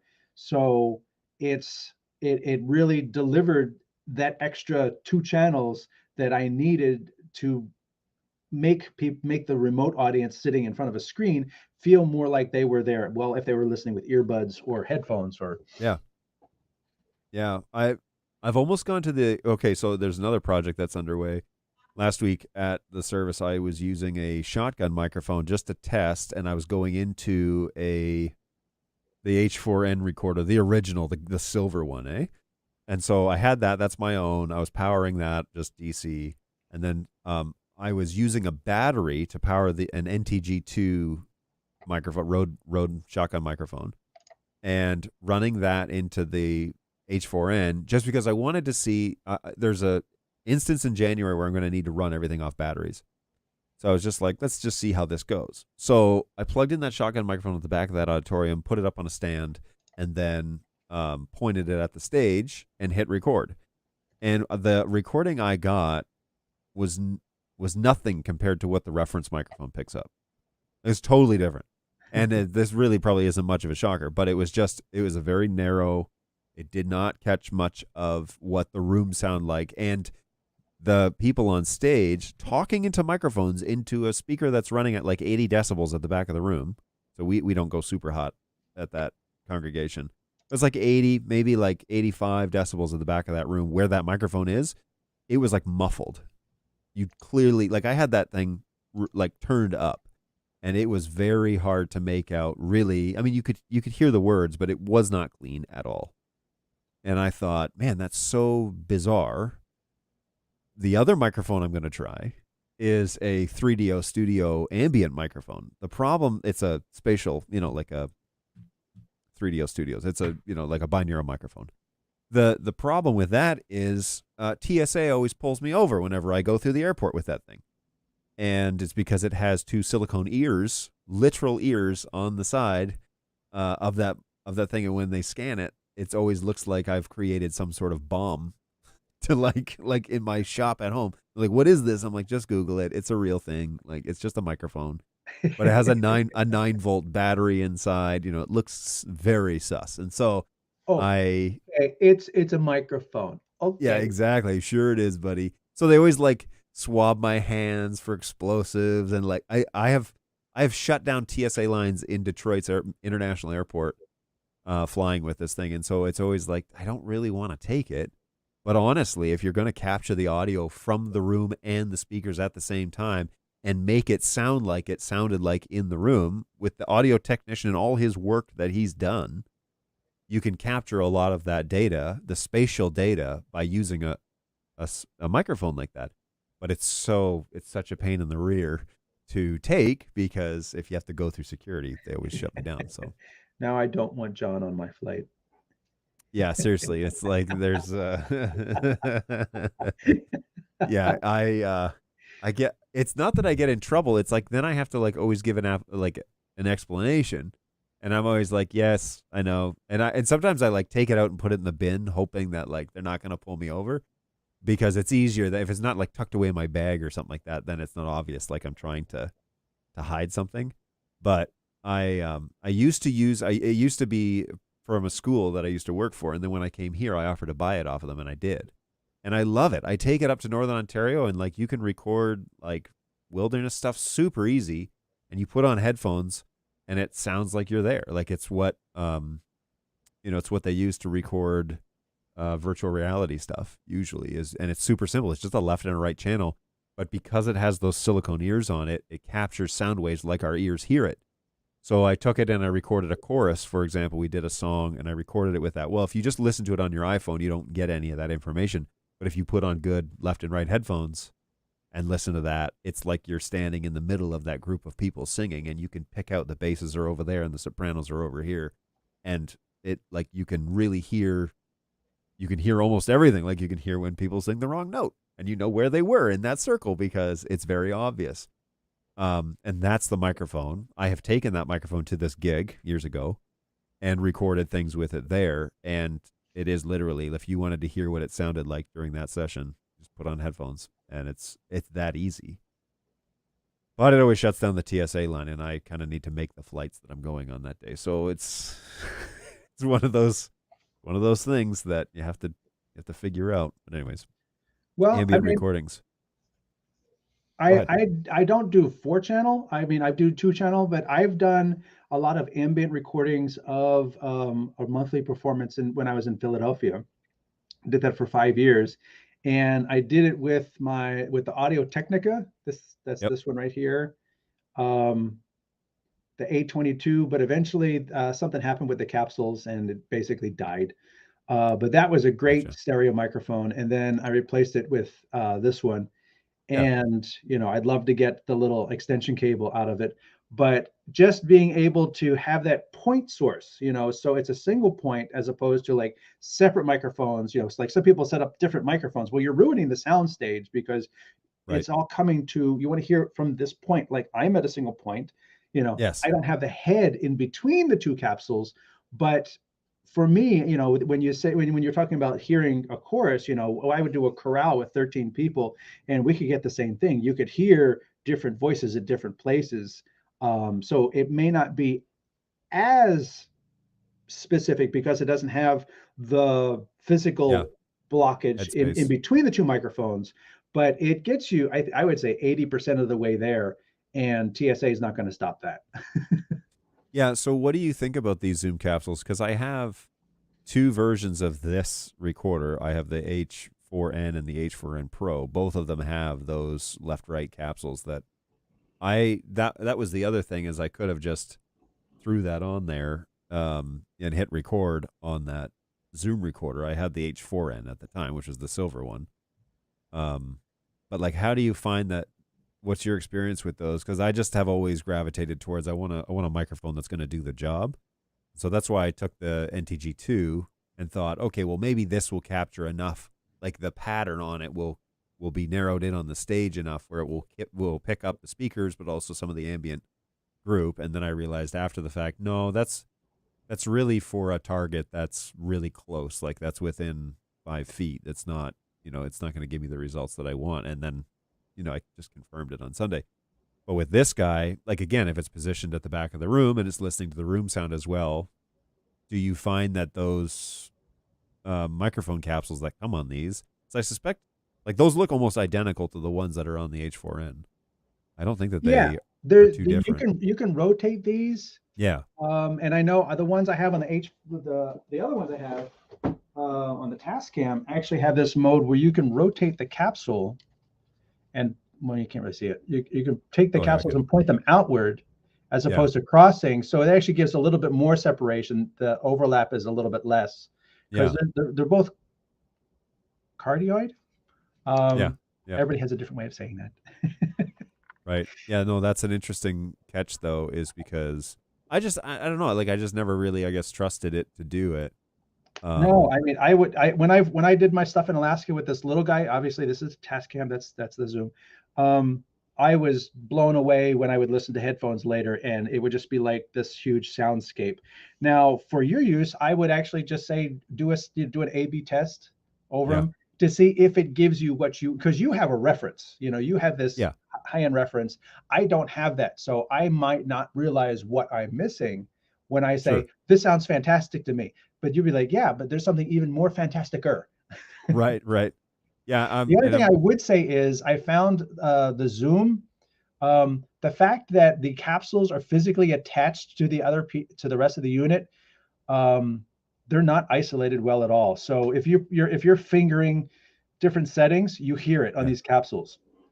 So Interesting. they make a separation cable that's far too expensive for what it really is, but that's really necessary to use um, these capsules with the unit. And unfortunately, it puts the volume control for the capsules away from the unit. Oh, that's So garbage. what I ended up doing actually was I plugged a stereo mic into the side of this. There's actually a microphone input on the side of this, Yeah. and then I had that microphone set away, and then I had the volume for the stereo. It's a stereo level adjustment. I had that in addition to my 3 wireless microphones. Yeah. See, that's the other thing, is you can do multi-track recording on here, right? Where you can have Yeah, multiple inputs on and this then I took guy. the stereo mix, and then the stereo mix went into the switcher. And at the time, I was using Switcher Studio with a bunch of iPhones, but this went into the iPad, so I was able to independently adjust the groom's mic, the officiant's mic. I had a microphone on the musician, and then the stereo mic just out kind of near where I was, but I wasn't talking to anybody. And then that way, during different parts, if the wind was hitting the groom's mic really hard, I could just lean on the officiant's mic and go back and forth.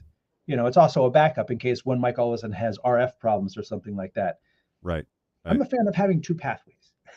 Yeah, well, and shoot, who was it? I just listened to a show about redundant audio and basically being, it was about microphones, how actors use microphones, wireless packs, and how they wire them in like wigs and stuff like that.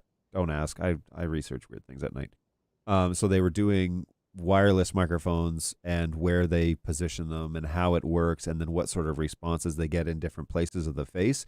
And ideally, they always want it right in the middle of their forehead, because that is the full sound off of basically what is the soundboard of your face.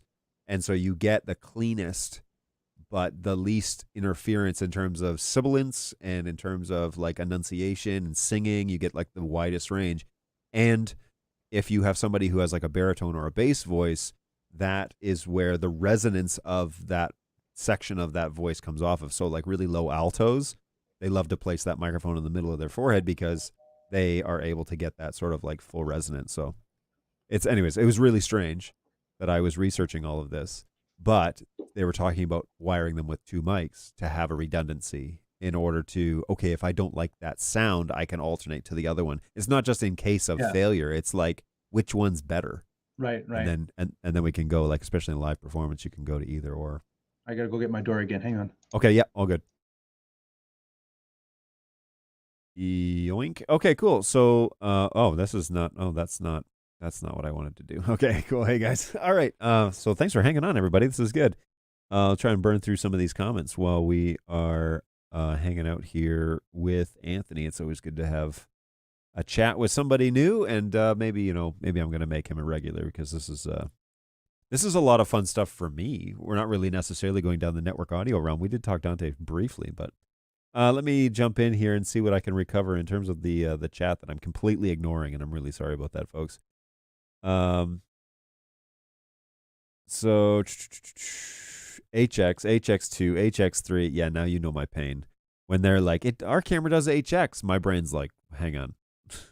The original? Because that's discontinued. Let me hear you say NDI multi-track audio. No, don't get crazy. Not yet. Although I know that one of the big complaints about NDI audio is that it was only doing 2 channels. And so there's chat about how many more channels can we do. SDI does 8 or 16. I can't remember. It's 8. Okay. So, if NDI is, so there's potential to do 8. I think there's potential to do 8, but where's the lunch part of the show? The lunch part? Something interesting? I didn't send you the Gatorade Zero. I figured that was probably, but I'm going to have all sorts of energy, and you're going to have to stick with your Diet Dr. Pepper. The catch will be, that ripped actually kind of easy. So yeah, we can jump over to Snacks on Stream if that's, I wasn't going to officially do it, but since you brought it up, Anthony's going to give us his entire, his breakdown of his Diet Dr. Pepper, and we're going to run fizzy, Snacks on it Stream. tastes good. I'm done. Yeah, and it's I think it's 0 calories if I'm not mistaken. But anyways, here, I'll run this bumper. We'll be right. John's just making up stuff to start drama. Look, I don't know. Look at him. Wish me luck, folks. It's my first Vegemite experience.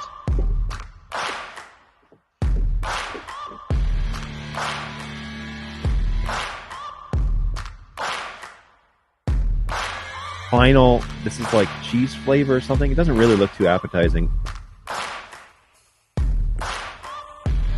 Good golly, this is something else, man. Here's the thing about Pop Rocks, and I don't know if I'm the only one like this. Pop Rocks have always been a social experience for me. I did not think that is what you were going to say. That's hilarious. That is awful. Oh, God, that's so bad. Jeez.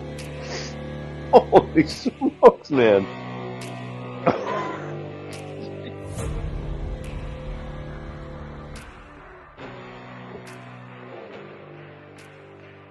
Yep, good old snacks on stream. Good times, everybody. Welcome back.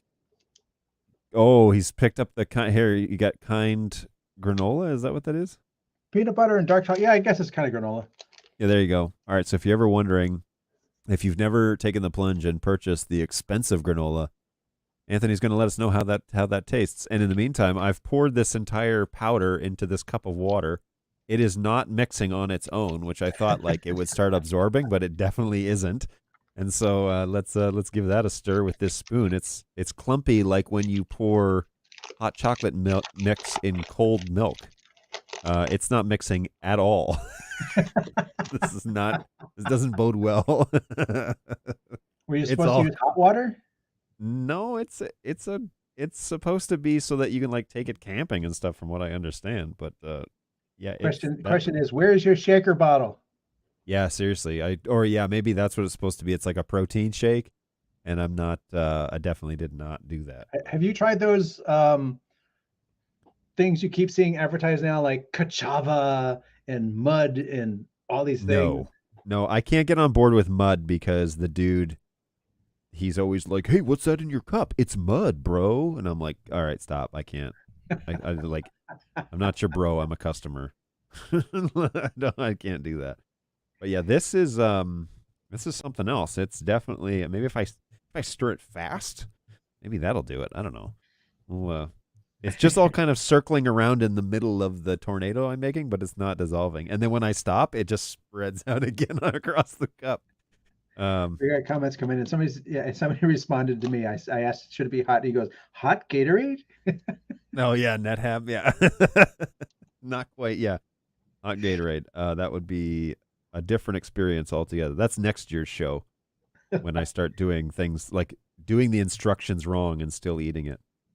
The goal of Snacks on Stream was not to like make John sick. It was supposed to be like try fun things and give people like, yeah, if you're adventurous, go ahead and try it.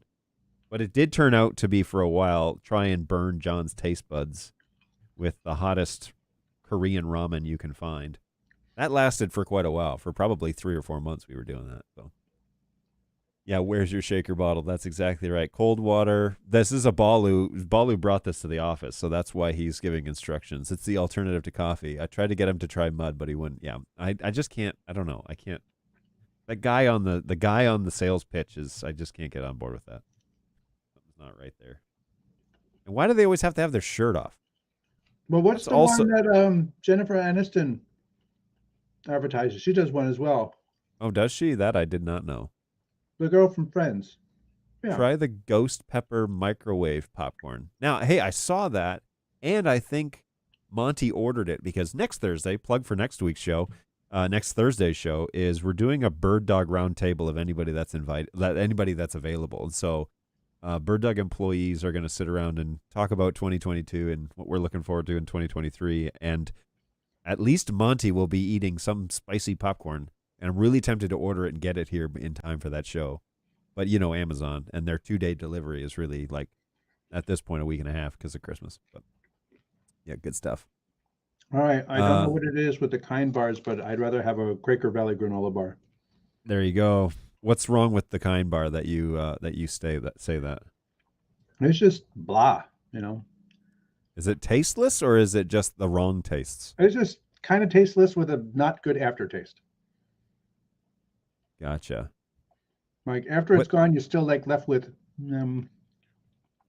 like a lacking in enjoyment. And it has dark chocolate, and I don't taste dark chocolate, so I don't know what kind of dark chocolate they're using. You got gypped on the dark chocolate side of things on that one. They just didn't add it. Put it on the label, but chunks in there. But talking about features, I mean, heck, you can get those other protein bars with just a little bit of drizzle on top, and they taste all kinds of chocolate. Of course, it's probably artificial flavor, but that's true. Okay, so this kind of melded together. Let me jump over to my vMix machine here and show this on stream so that we can. Are you using this Bird Dog for the overhead camera? I am. Yeah, it's a P100 up there. Hey. So that, and is this low bandwidth? Yes, it's in low bandwidth right now. So switch that over to high bandwidth. There we go. That's a little more. Oh my goodness! Now I can see the bubbles. Yeah, exactly. A little cleaner. So this is still some of that like chunkiness on the top, but I'm kind of tired of stirring, so I'm just gonna go with it. I think we'll see how. I was happy with the last one Balu gave me, and I thought, all right, I'll try the other one. So there's also just the plain Jane white one, Glacier Cherry, I guess, which is the regular. But anyways, so yeah, here we go, folks. This is for so that you don't have to try it if you don't want to.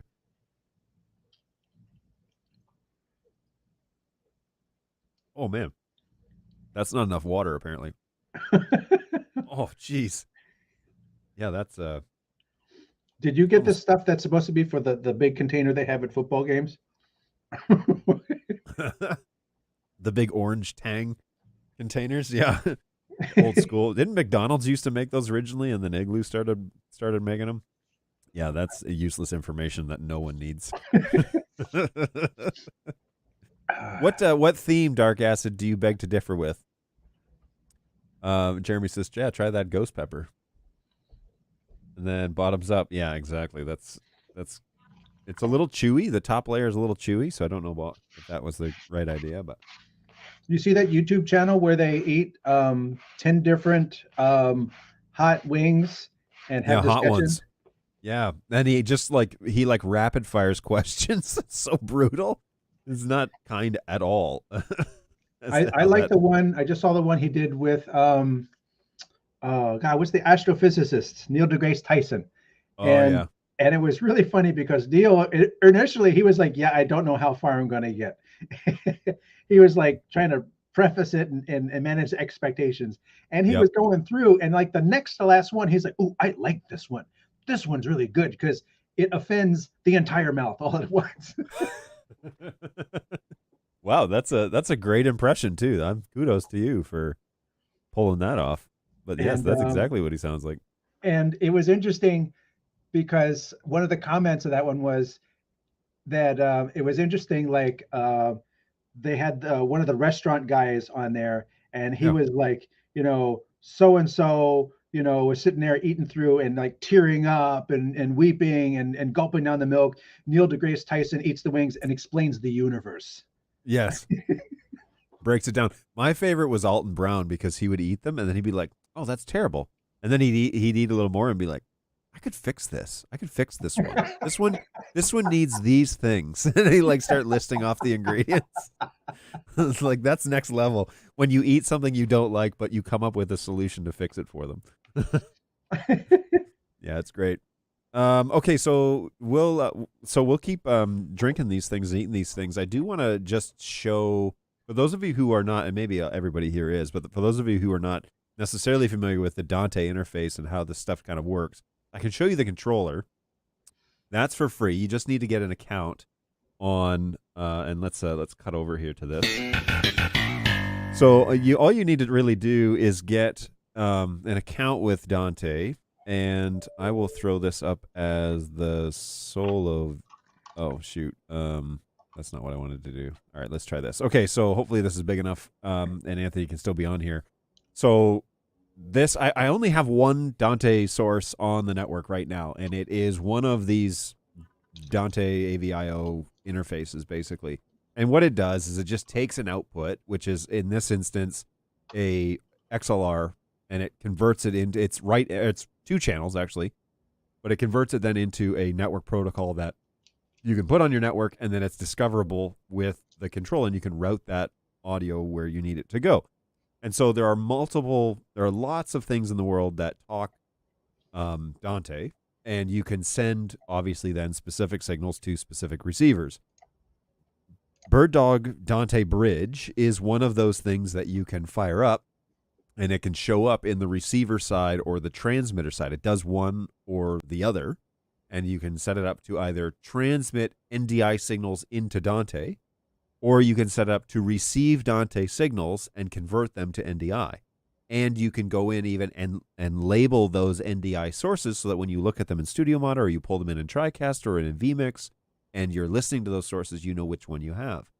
So now we can use the grid inside the controller to route that information to wherever you need it. Now, the guy to really show this off, and maybe we'll try and do this before the year is out is Jake, because he has a full-on Dante network up and running with multiple sources, and he's using Bridge in that fashion to convert NDI sources over to the Dante protocol. But essentially, you get Dante controller, and then you can get Dante Bridge, and Bridge will then run on the PC. Let me see if I can. I don't know what this is going to do to my CPU level, by the way, but we can fire up actual Dante Bridge. Let me see. Is it already running? No, it's not. So BRIDGE. Be careful when you type in Bridge, because that might fire NDI Bridge, which is a different thing altogether. That is not going to help you with this Dante conversation. Okay, and once you put in your license, you're going to get a screen that looks like this. So it's a little strange. I don't know if this is the latest version of Dante. This is just one that I pulled down from the share file with the engineers. But when you click on configure, it says, please, comma, which I think is hilarious grammatically, by the way, but please install Dante Converter. But it's as if the engineers are like, please, like, come on, dude, install Dante. Like, as it's just a, anyway, sorry. It's why there's a comma there, I don't know. Please install Dante controller. Why you needed a breath there, I'm not too sure. But anyway, so you get this little screen here, and what you do is you set it up before you really turn it all on.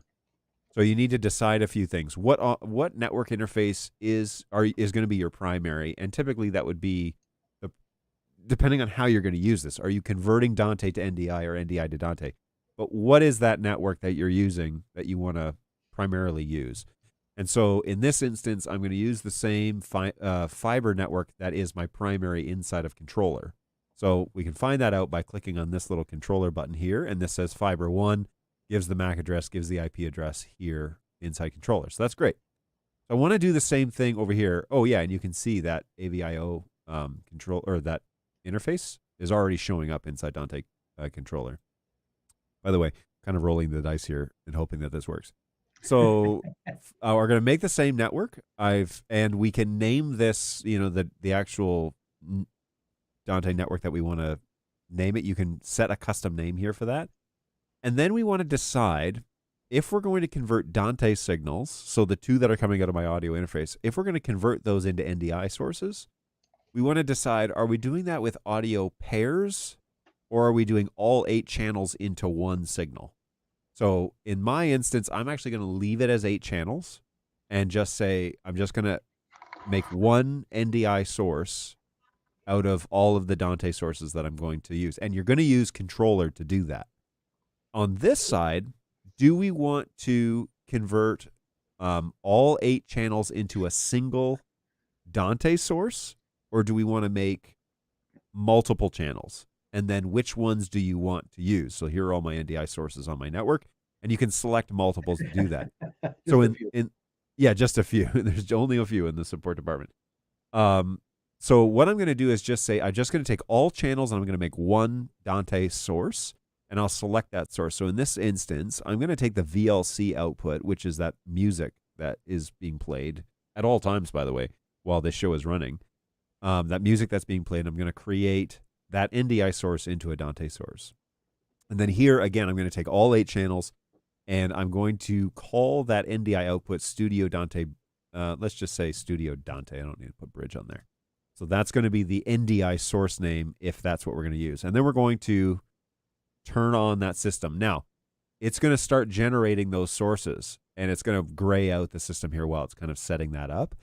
But when it's ready to go, this little DB symbol is going to disappear, and now I can decide which ones I want to turn on. So if I turn on the NDI to Dante, you're going to see that music being played on that VLC channel here, and that is that source that I'm using. But I can't change it now. Like I can't change it while it's running and while it's enabled. You have to do it all beforehand, and then it'll show up as a NDI source. Now, can we go one step further? I haven't tested this. This is the streaming idiots thing that Tom plays onto. Okay, so here, first of all, I'm just going to kill this. I'm going to open Studio Monitor, and under here, it says Studio Dante. So that's a new source, and that's the one that I named it here, right? Yeah. So this is that Studio Dante source. So if I say this and say Studio Dante, and I light up the audio interface on this. That's on. Are we showing the dB meters? We are. And this is, NDI to Dante, so that's the wrong one. So on here, you're pushing to Dante. You're not pushing. yeah, to I'm NDI. pushing to Dante here. So that should mean that those sources should eventually show up here. And this piece of software I'm not super familiar with yet. I just kind of get the idea. It creates a grid essentially. So when you expand these and you have receivers, you'll have that grid. So let's light up that other side of this. So then we got all that going, and I'm going to turn this on. And in here, this is where this should show up because you should start routing that data into this controller. So I'm going to restart controller real quick. The controller. Again, I'm pretty sure I got this off of the website this morning to see if is that the latest version that we have. Device info. It shows bridge. Okay, so let me show you this. Oh, come on. There we go. So here it shows that it's discovered bridge as a Dante device on the network. However, it doesn't actually say that it is interfacing with it. It doesn't actually show that it's showing up here. So I'm still only have my two sources. So, and I don't know what the sequence of events is, and full disclosure, I also haven't verified that I have the latest version of this. This may be a beta from times gone before. So we can clearly restart these if we need to. We can turn them off and turn them back on. Or we can restart the whole configuration in one foul swoop. So we can shut it all down. That kills all the sources, all the signals that are happening. This is really only running when that switch is flipped and these ones are selected. So can't tell you necessarily why it wouldn't show up as a receiver because it's definitely, because it should be. But when I have seen it, when you start connecting them here on the grid, it did work this morning. But when you connect them here on the grid, the signals then start showing up in these channels. So you know that you're getting an actual audio source from the controller into Dante Bridge to then be converted into NDI, which is what I want to do. I would obviously want to route the Dante signal from here, from this guy, channels 1 and 2 into Bridge, and then that would then send that signal as an NDI source back to make it available on my NDI network. That's the general idea. But I should probably also make sure that I have the latest one because that would also be beneficial for everybody involved. So when we're talking about routing Dante, now Bridge is just kind of like one piece, okay? But the Dante world, if I can confirm at a later date that we are able to have Dante and NDI packets on the same network and they're not going to cause collisions or they're not going to cause any sort of, can Dante operate without QoS or can NDI operate with it? I mean, there's, what are the compromises here that we can make those things work? Again, when I asked HQ about it, they said, well, obviously we know that there are some contradictory protocols, so it's yet to be seen. But in this instance, it's like, well, at least we can use Bridge to convert. So maybe I have Dante devices on my network, but I want to bring everything in over NDI. Well, Dante Bridge can do that. And you don't necessarily even need controller to make that happen. So there you go. That's what I know in that realm, at least, which is very little. And I've completely neglected the chat. So let's see what corrections I have been told since I started going on here. The event log was red. Yeah. That's true. Event log is red. And when it was working earlier, that it was red then too. So I'll double check that. So we need to add Dante Bridge license to BirdDog NDI Dante Bridge. So there is a license for Dante Bridge, like it's a purchasable product basically, and mostly because Audinate charges us to use the Dante protocol. That's what we're covering. And so yeah, there is an actual NDI. There's a fee for Dante Bridge if that's a program that you're interested in getting. Event log light in Dante controller is lit red lower right hand corner. It's like putting exclamation points after sorry. You can't route to the same device. But it should show up in the controller, right? Dante Bridge, I mean, it did before. That's the contradiction that I have, is that it did show up there. I suspect that there are no Dante devices on the network that you can act as a clock software, nor the dongles are powerful enough. Can the bridge support 2 NIC cards? Currently, no. You have to select the NIC card, which is that's the request, right? Is like, well, Dante controller supports 2 NIC cards as a primary and secondary. If you could support 2 NIC cards and send that signal out over both, then you could bridge those 2 VLAN networks, and we wouldn't have to worry about network protocols initially. You know, people are still going to want to put it on the same VLAN, but initially, yes, that would be the desire to do that. The dongle can still perform as a clock. Oh, interesting. I didn't know that. Sorry, Anthony. This is the part that we enjoy, watching John suffer. Yes. Welcome to the party. You've been invited. Welcome to the party, pal. That's right. Anyways, I'm also willing to unbox this on camera. It is the most basic. Me personally thinking it's a little overpriced, but anyways, it's the most basic packaging in the world. This box can sustain very little damage. I realized because the other box was crushed when it showed up.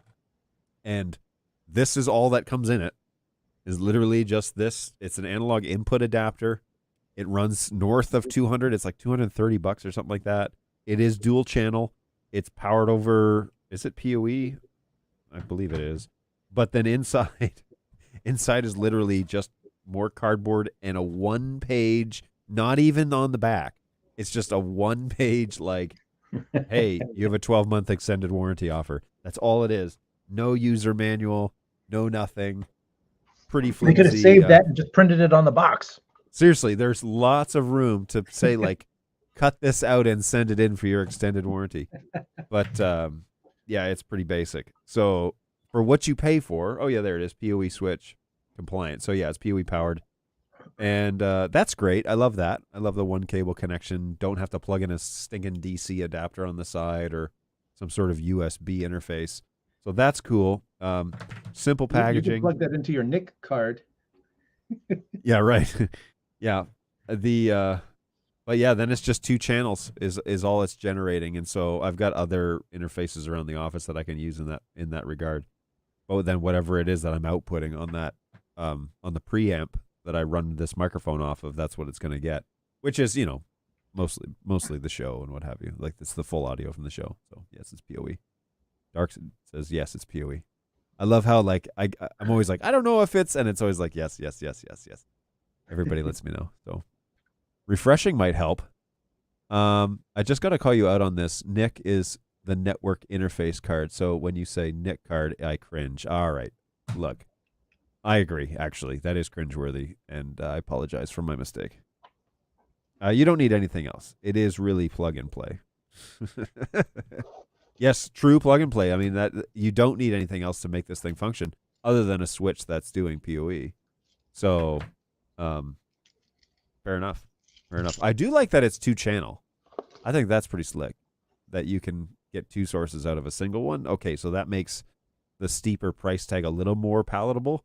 But, yeah, really what I want is... Well, it's stereo. I think stereo is default. I mean, if somebody sent you a mono one for $200 and it's like, wait, I got it just to do stereo, I need 2 of these?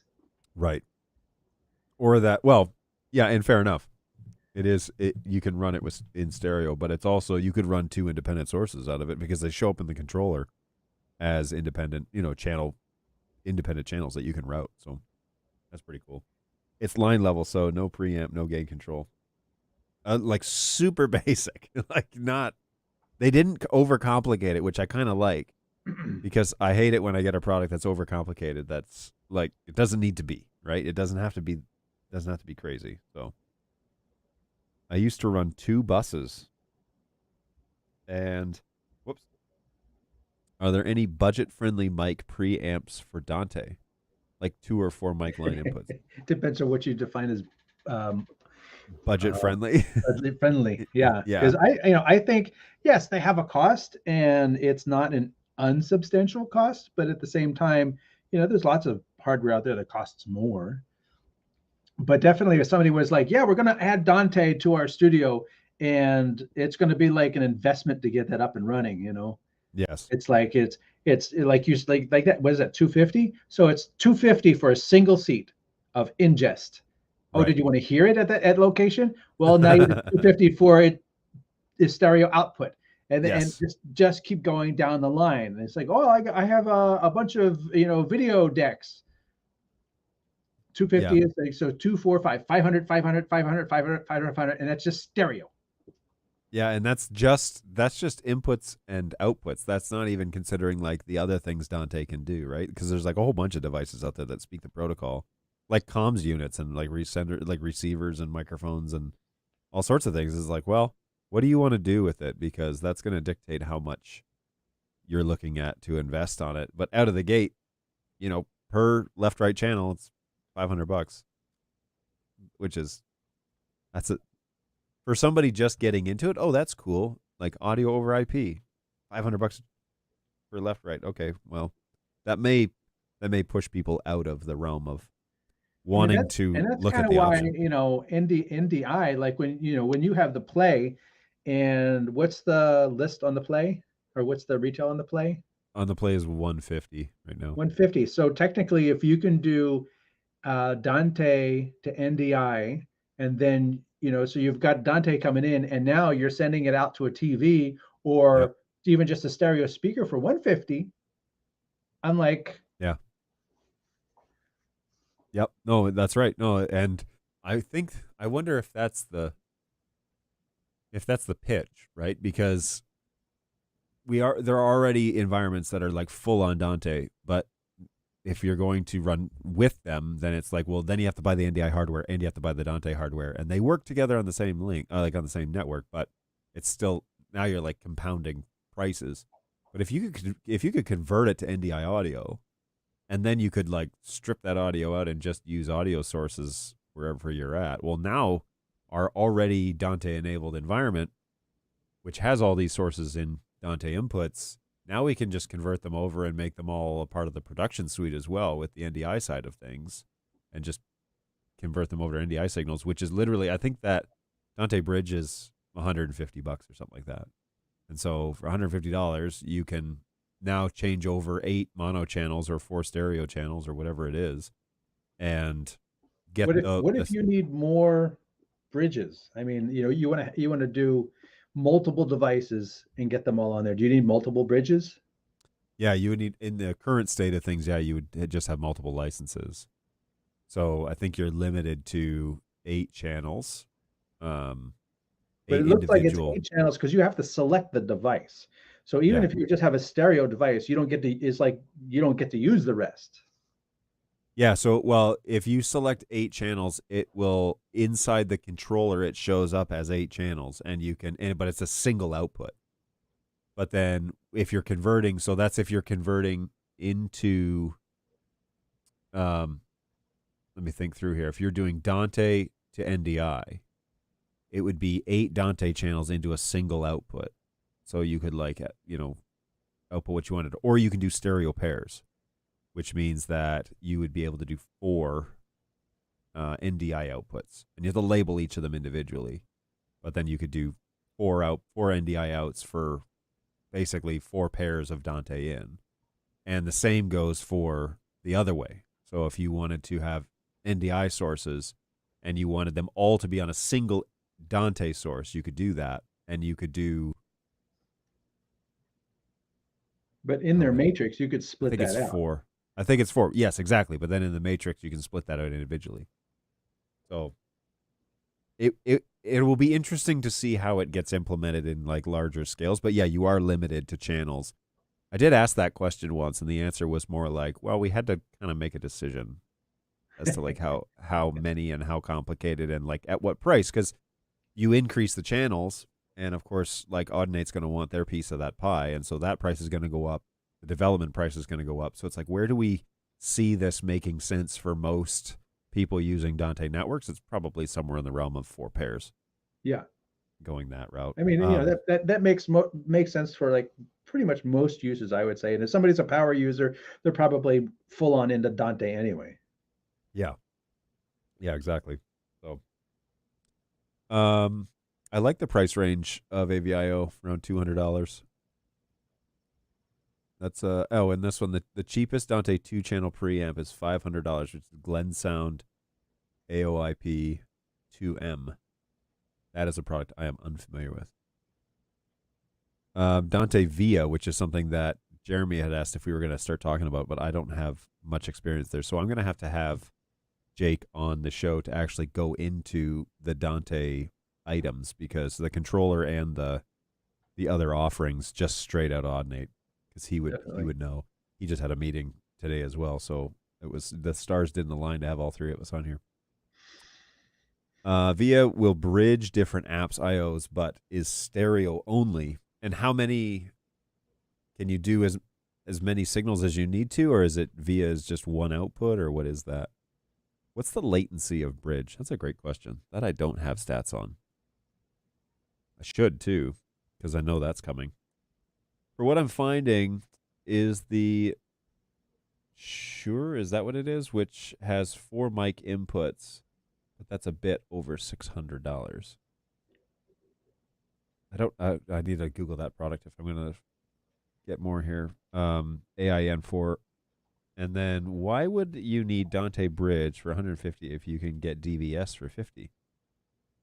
Does DVS do NDI to Dante? Because I think that was really the point, was to convert NDI audio signals over to Dante, and then, but I can look it up. Audinate. Dante Virtual Sound Card. So yeah, there would be a way to do it, I guess, with the most recent offerings of Audio Direct, but you'll be running multiple programs to do the same job as Dante Bridge at that point, I think. So that's I think where that it's a simplification of people just having a single interface. I mean, you still need controller obviously to route all that out of Dante Bridge, but I think it's more. So no, it doesn't. So yeah, that's the two-way street option that one would help. John is right. I love it when that comes up. Doesn't happen as often as you think it does, too. I have used an open source software called Jack Trip to send all my Dante sources across a WAN to a remote soundboard. Is Bridge a one-time license? Yeah, it is. It's a one-time license for those 4 stereo channels. Cool stuff. Well, we have been at this for 2 hours 20, and you've hung on the whole time, which I'm super surprised, Anthony.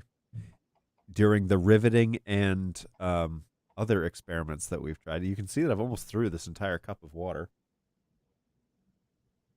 It stopped having floaties, so that's okay.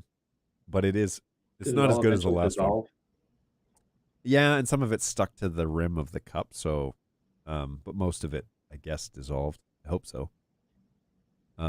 It's okay. It's not the greatest, but for what's the calorie count on this? For 45 calories and 10 grams of protein, I guess not amazing, but it's not terrible either. Right, but DVS is per device. Oh, I didn't know that. What? It's $50 per.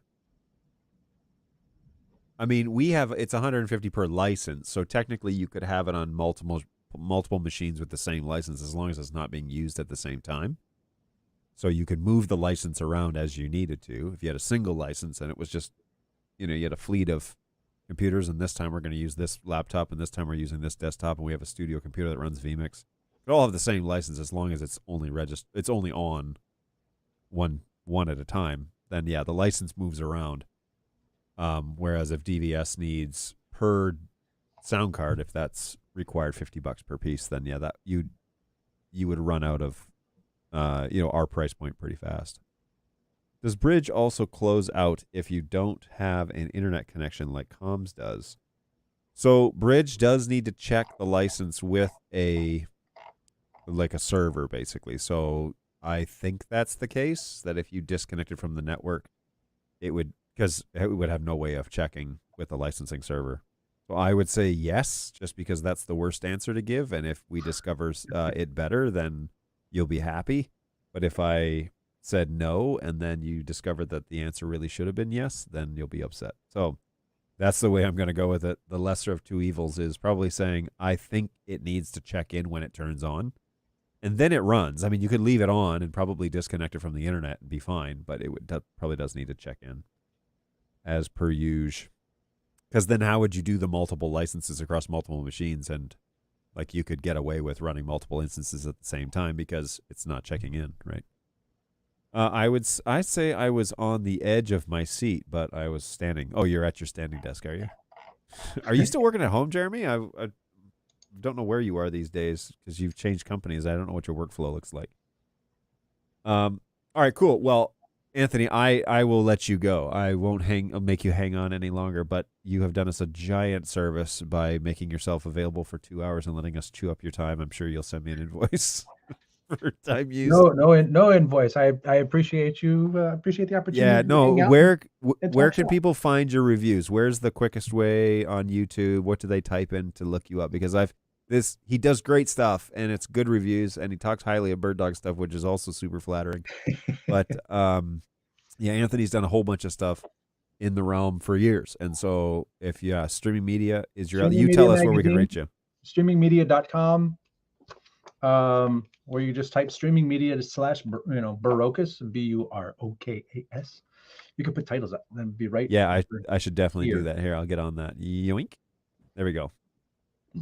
And that will find. I've been writing for them for about 12 years now. So okay, there's a body of content there, and then also I have my Tech Thoughts channel on YouTube, and which I think you can pretty much find everything if you go to like my main website, which is ieba.com, ieba.com.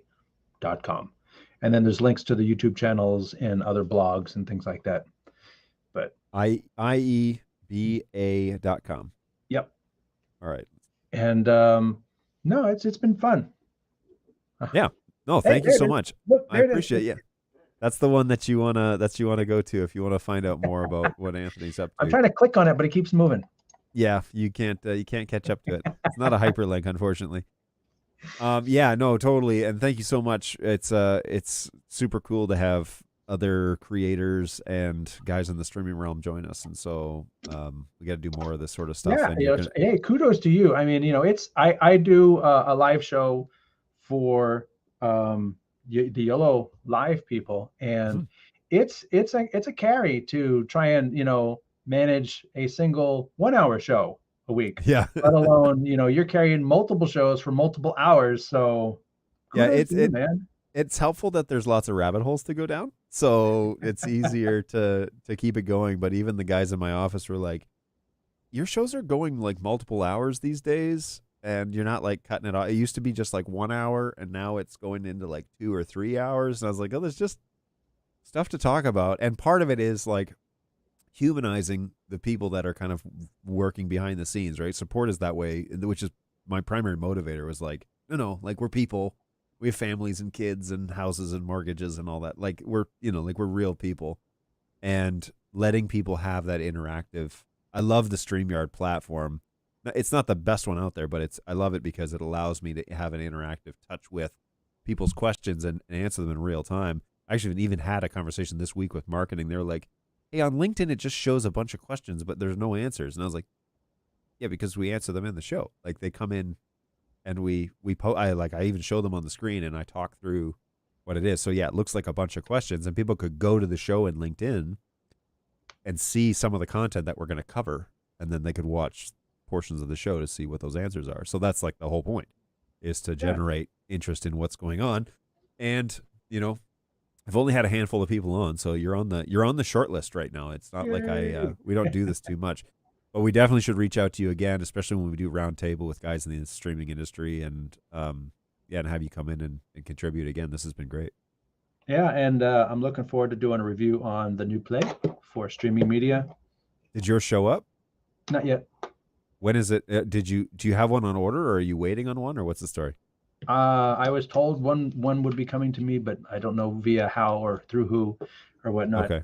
Who told you that? Eamon. All right. Yeah. Let me. But I then have again, I understand because he's been otherwise engaged. Not even engaged. Literally engaged. The engagement has ended. Yes, that portion is over, and yes, Eamon has walked the aisle. So Congratulations now, to him. yeah, married. It's been really exciting news. Now he's like the rest of us. Yes. Yep. Locked in, ready to go. Yeah, but he was back in the office like a few days after, and he sent me an email and was like, "Hey, just he's telling me so." And I was like, "Hey, by the way, aren't you supposed to be like on a beach somewhere? Like, didn't you just get married last weekend? Like, get out of here! Like, why are you hanging around in the office for a week?" But anyways, he I don't know what his plans are, how that all played out. But I had a guy that started here. He got married a few weeks after he started here, and then like came back to work. He got married on like Friday and was back at work on Monday. He was like, "Yeah, we're gonna take a honeymoon in a few weeks, so we're not doing that right away." And I was like, "Boy, this new age, I don't understand it at all."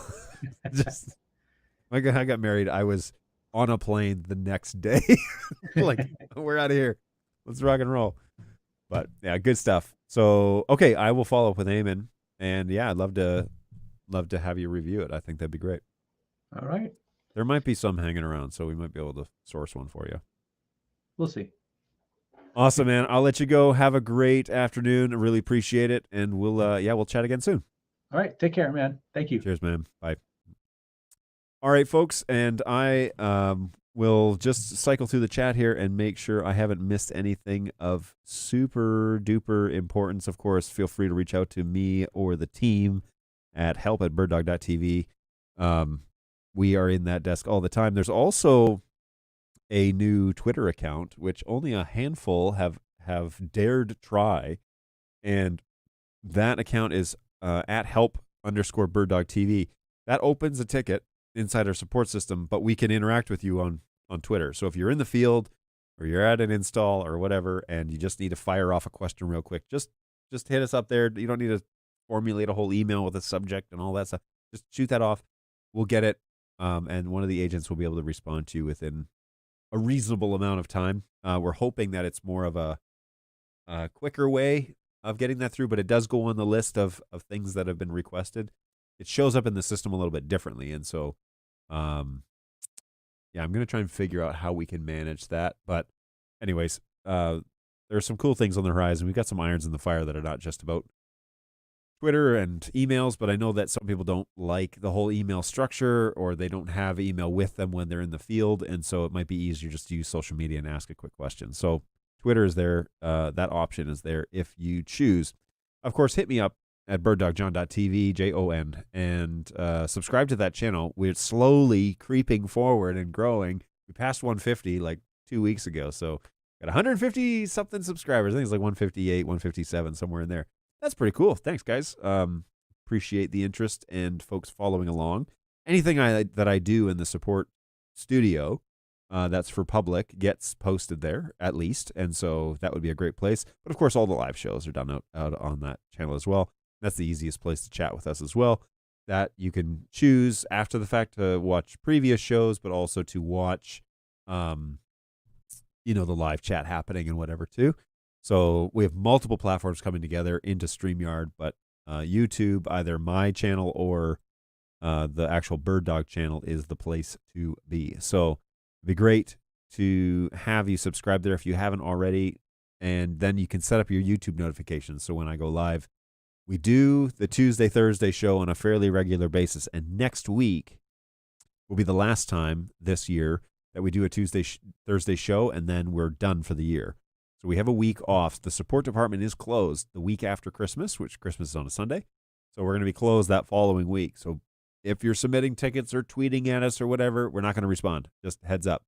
It'll be a week of radio silence. Then we'll be back at it the next week, which is the New Year. We'll all be in on the following Tuesday because New Year's Day is observed on the 2nd. So on Tuesday, we'll be back in. I'll have a show on Tuesday, and we'll giddy up and get back to your questions and welcome in the new year. Now, next Tuesday, I don't have anything specifically planned for next Tuesday, but I might try and see who's around to chat. because there's some things that we should cover before the end of the year. But then on Thursday, I am going to invite as many Bird Dog employees from near and far to join us for that show. And that'll just be kind of a sit down and hang out and chat and answer your questions and talk about 2022 and looking forward to 2023. So hopefully you can at least make plans to join us in a week on the 11th, and we'll be able to hang out and have a good little chat there. So that's pretty cool. I'm looking forward to that show. I can't wait to see those guys again.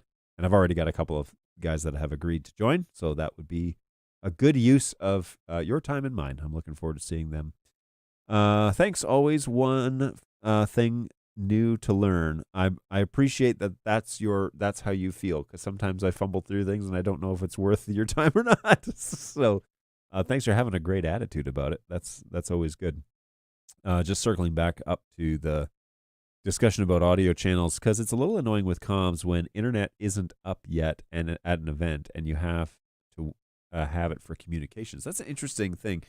I wonder if there would be a way.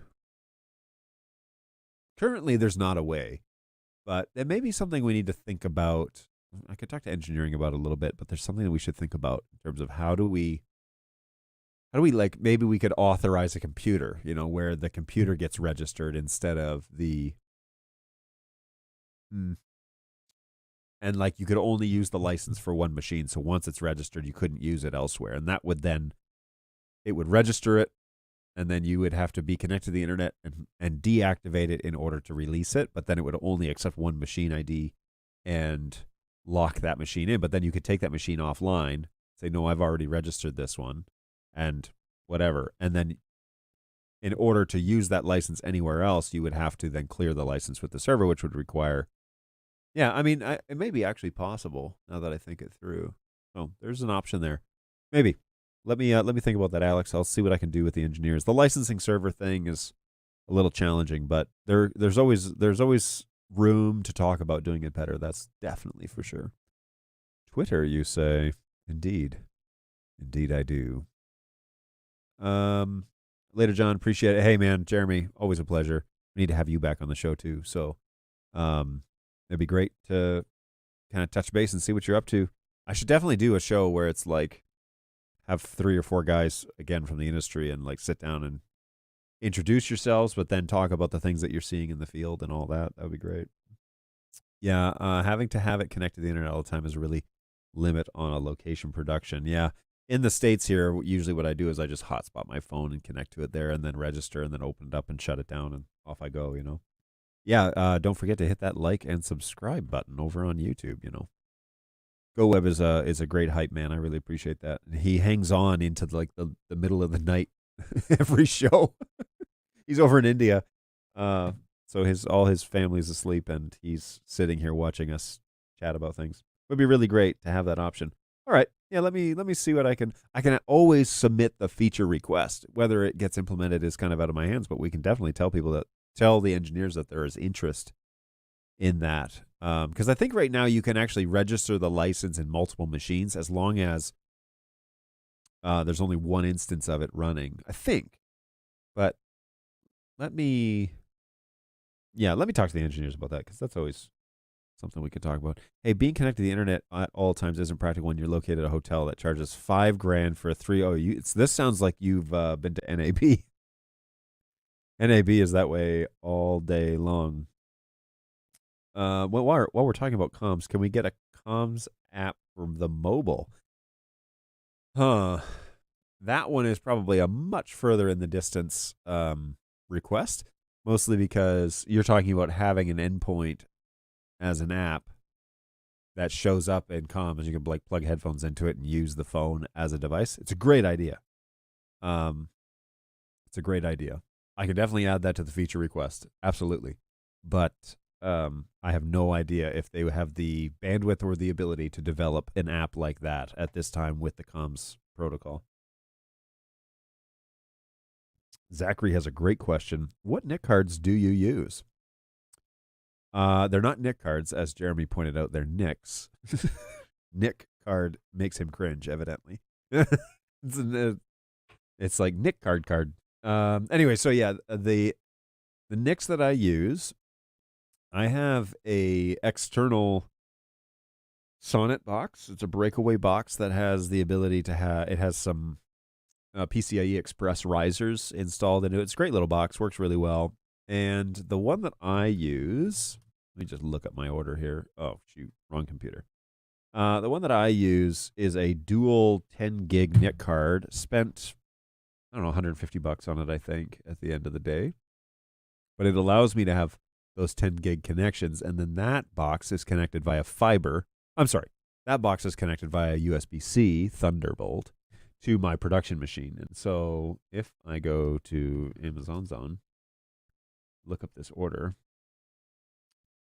and I type in fiber, we're going to find all the fiber medicine for my son. All right, here we go. Fiber optic. That card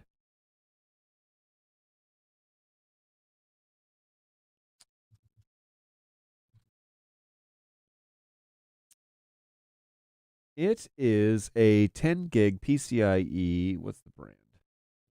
10G Tech. I thought it was. It's a 10G Tech card. I have found that 10G Tech tends to be middle of the road. Like, they're not premium, but they're not bad.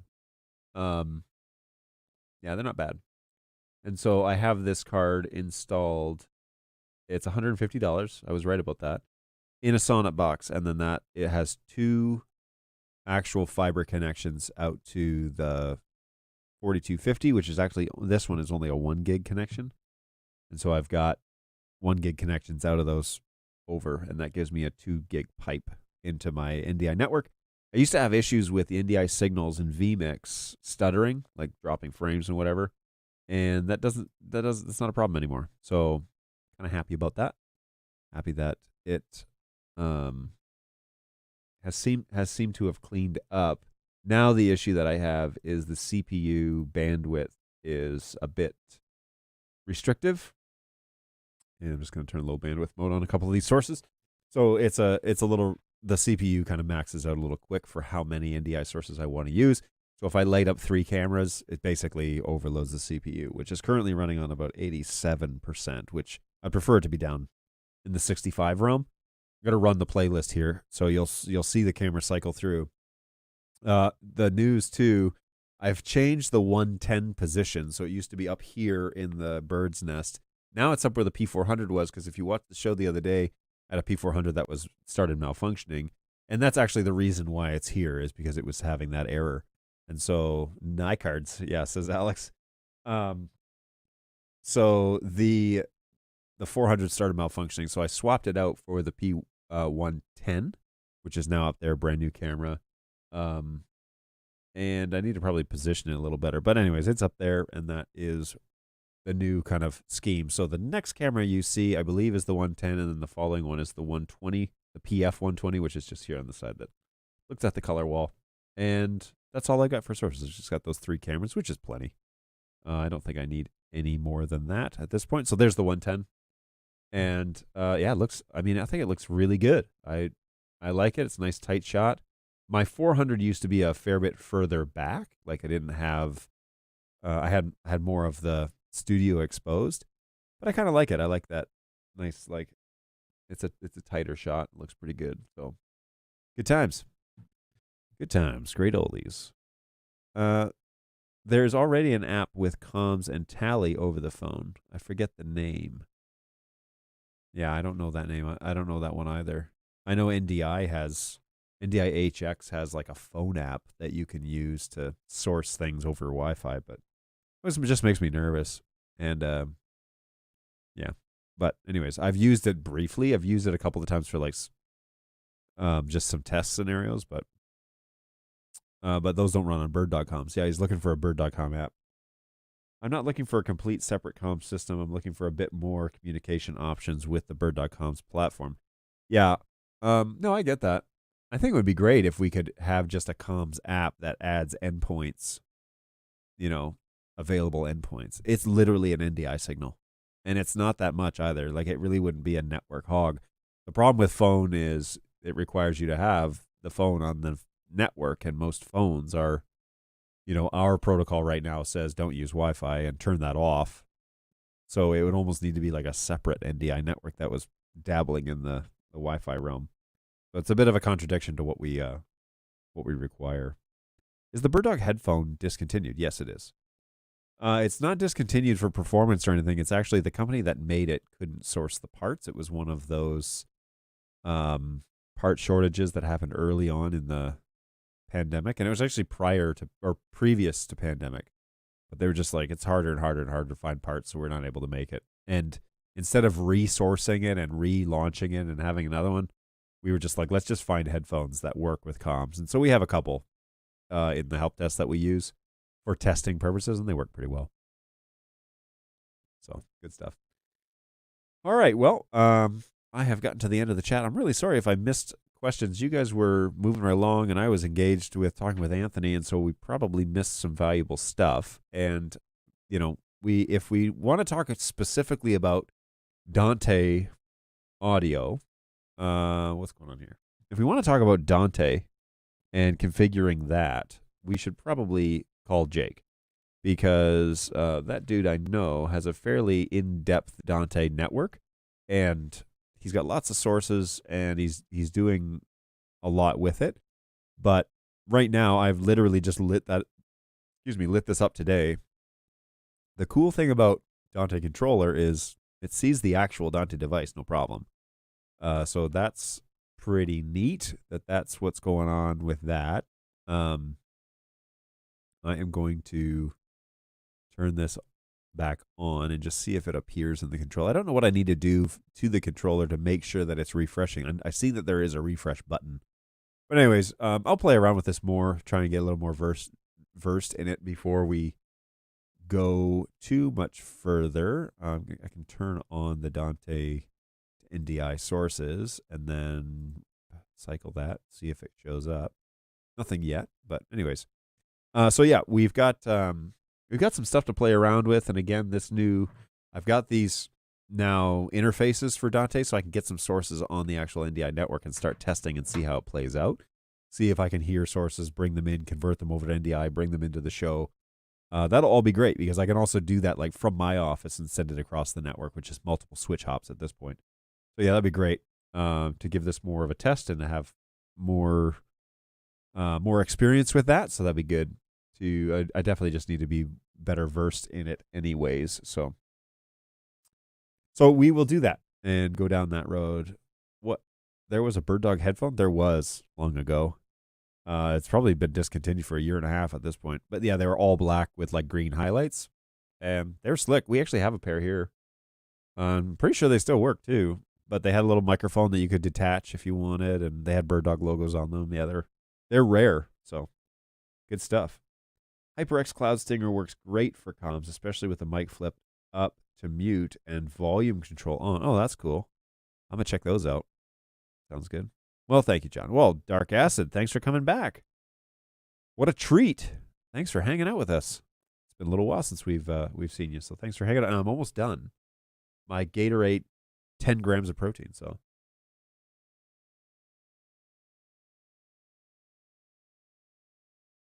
I mean, it's okay. It's not great. It's not bad, though. I've had worse. On this show, I've eaten worse. So, yeah, there you go. All right, folks. Well, I am going to get on with getting on, and probably got some work I need to do. I know I've got a big... Oh, I may not have that meeting this afternoon, actually. So, maybe not. We'll see. But, yeah, I've got some things that I do need to do, and, we have to get our work done. So, can't just sit here all day talking to you guys, although I would like to. And it gets more blue every time we see it. It's true. So yeah, I'm going to actually go back to my workflow, but thank you so much for hanging out with me today. I really appreciate that. And it's made this 2 hours and 45 minutes go by fairly fast. It's great to have Anthony on the show. Special thanks to him for carving out some time for us, and hopefully he felt like it was well worth it. But it's always good to talk to guys in the industry. He does have a lot of stuff over on YouTube, so check that out if you don't know much about him. He does great reviews of products. He's done one of, I know, the PF120 and a few other BirdDog things, and he's currently waiting for the BirdDog Play. So I'm going to talk to Eamon and find out if I can just get him one because I might be able to scrounge one up here. But if we can get him over a Bird Dog Play, then he could check that out for us as well. But I need to have him back. I need to put him on the list of guys to reach out to again. And yeah, we will do this again shortly. So all good. Ready for the rest of this week, and hopefully you are too. It's been good. So thanks for your time. You're very welcome, Angus. Thanks for hanging out with us. Pleasure always having you around. I have 6 of the Bird Dog headphones. I love them. There you go. iPhone. You're probably one of the only guys in the world that have that many. Hello from New Zealand. Oh, you guys are waking up over there, are you? What time is it over there? New Zealand. Well, Melbourne, it's 20 to 6 in the morning tomorrow, or in the future. So hey, how's it going, Jamie? Good to see you. Must be a long show, as I've caught the end of the show live. It's true. It is a long show, and they keep getting longer. Oh, we had Anthony Burokas on today, and he's a good friend of Bird Dog, so it's good to have a chat with him. We talked a little bit about, well, really, honestly, we talked a little bit about everything, so it was good. I can imagine Bird Dog Headphones 2.0 with a small screen like the V2 120 and play NDI audio. Hey, you never know with this company. We've got some cool stuff that's come out, and yeah, don't doubt. Hey, what's going on, Balu? It's Blue Badoody Badoodai. That took me a minute. My brain is fried at this point. So PoE headphones. So here's something that I was like, wouldn't it be cool if you had headphones that plugged in via Ethernet, and that's how they were powered, but then you could assign an NDI audio source. Like, this is that NDI audio thing being taken seriously. You could totally put like program audio or like a director's audio and just so there's a lot of potential. There's a lot of potential, folks. Good stuff. Everything must have a screen now. NetHab, you and I are blood brothers. I totally agree. Everything needs to have a screen. You can turn it off. Have the option to turn it off, but it definitely needs to have one. For sure. Glensound makes PoE-powered Dante headphone amps. Oh, that's cool.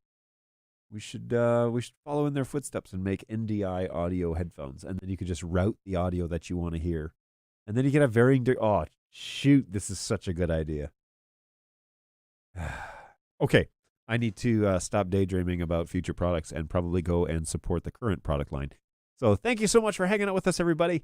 Hopefully you've had a fun time. If you didn't learn anything, hopefully it was at least enjoyable. And but hopefully you learned something. That would be great too. But as always, look for us next Tuesday at 11, at least for an hour, at 11 o'clock Eastern time here in the U.S., and we will get to hang out and chat a little bit more about whatever is on your brain, on your heart, and in front of you as your problems. We can definitely work through those as long as they're NDI related. I'm no good at the life stuff. So the NDI stuff I might be able to help you with, especially if it's Bird Dog related. But yeah, be sure that you come back on Tuesday at 11 and definitely bookmark. The show is already up. The scheduled show for next Thursday is already up, and that's the Bird Dog Roundtable that I'm going to have with other Bird Dog employees. So be sure that you bookmark that and set a notification so that you know when that one goes live next Thursday at 11. We're going to chat for a little while and get ready to close out the exciting year of 2022 and look forward to 2023. So have a great weekend. Be well. Take care of yourselves. Take care of each other. And we will see you in a few days next week. Cheers, guys. Thanks so much.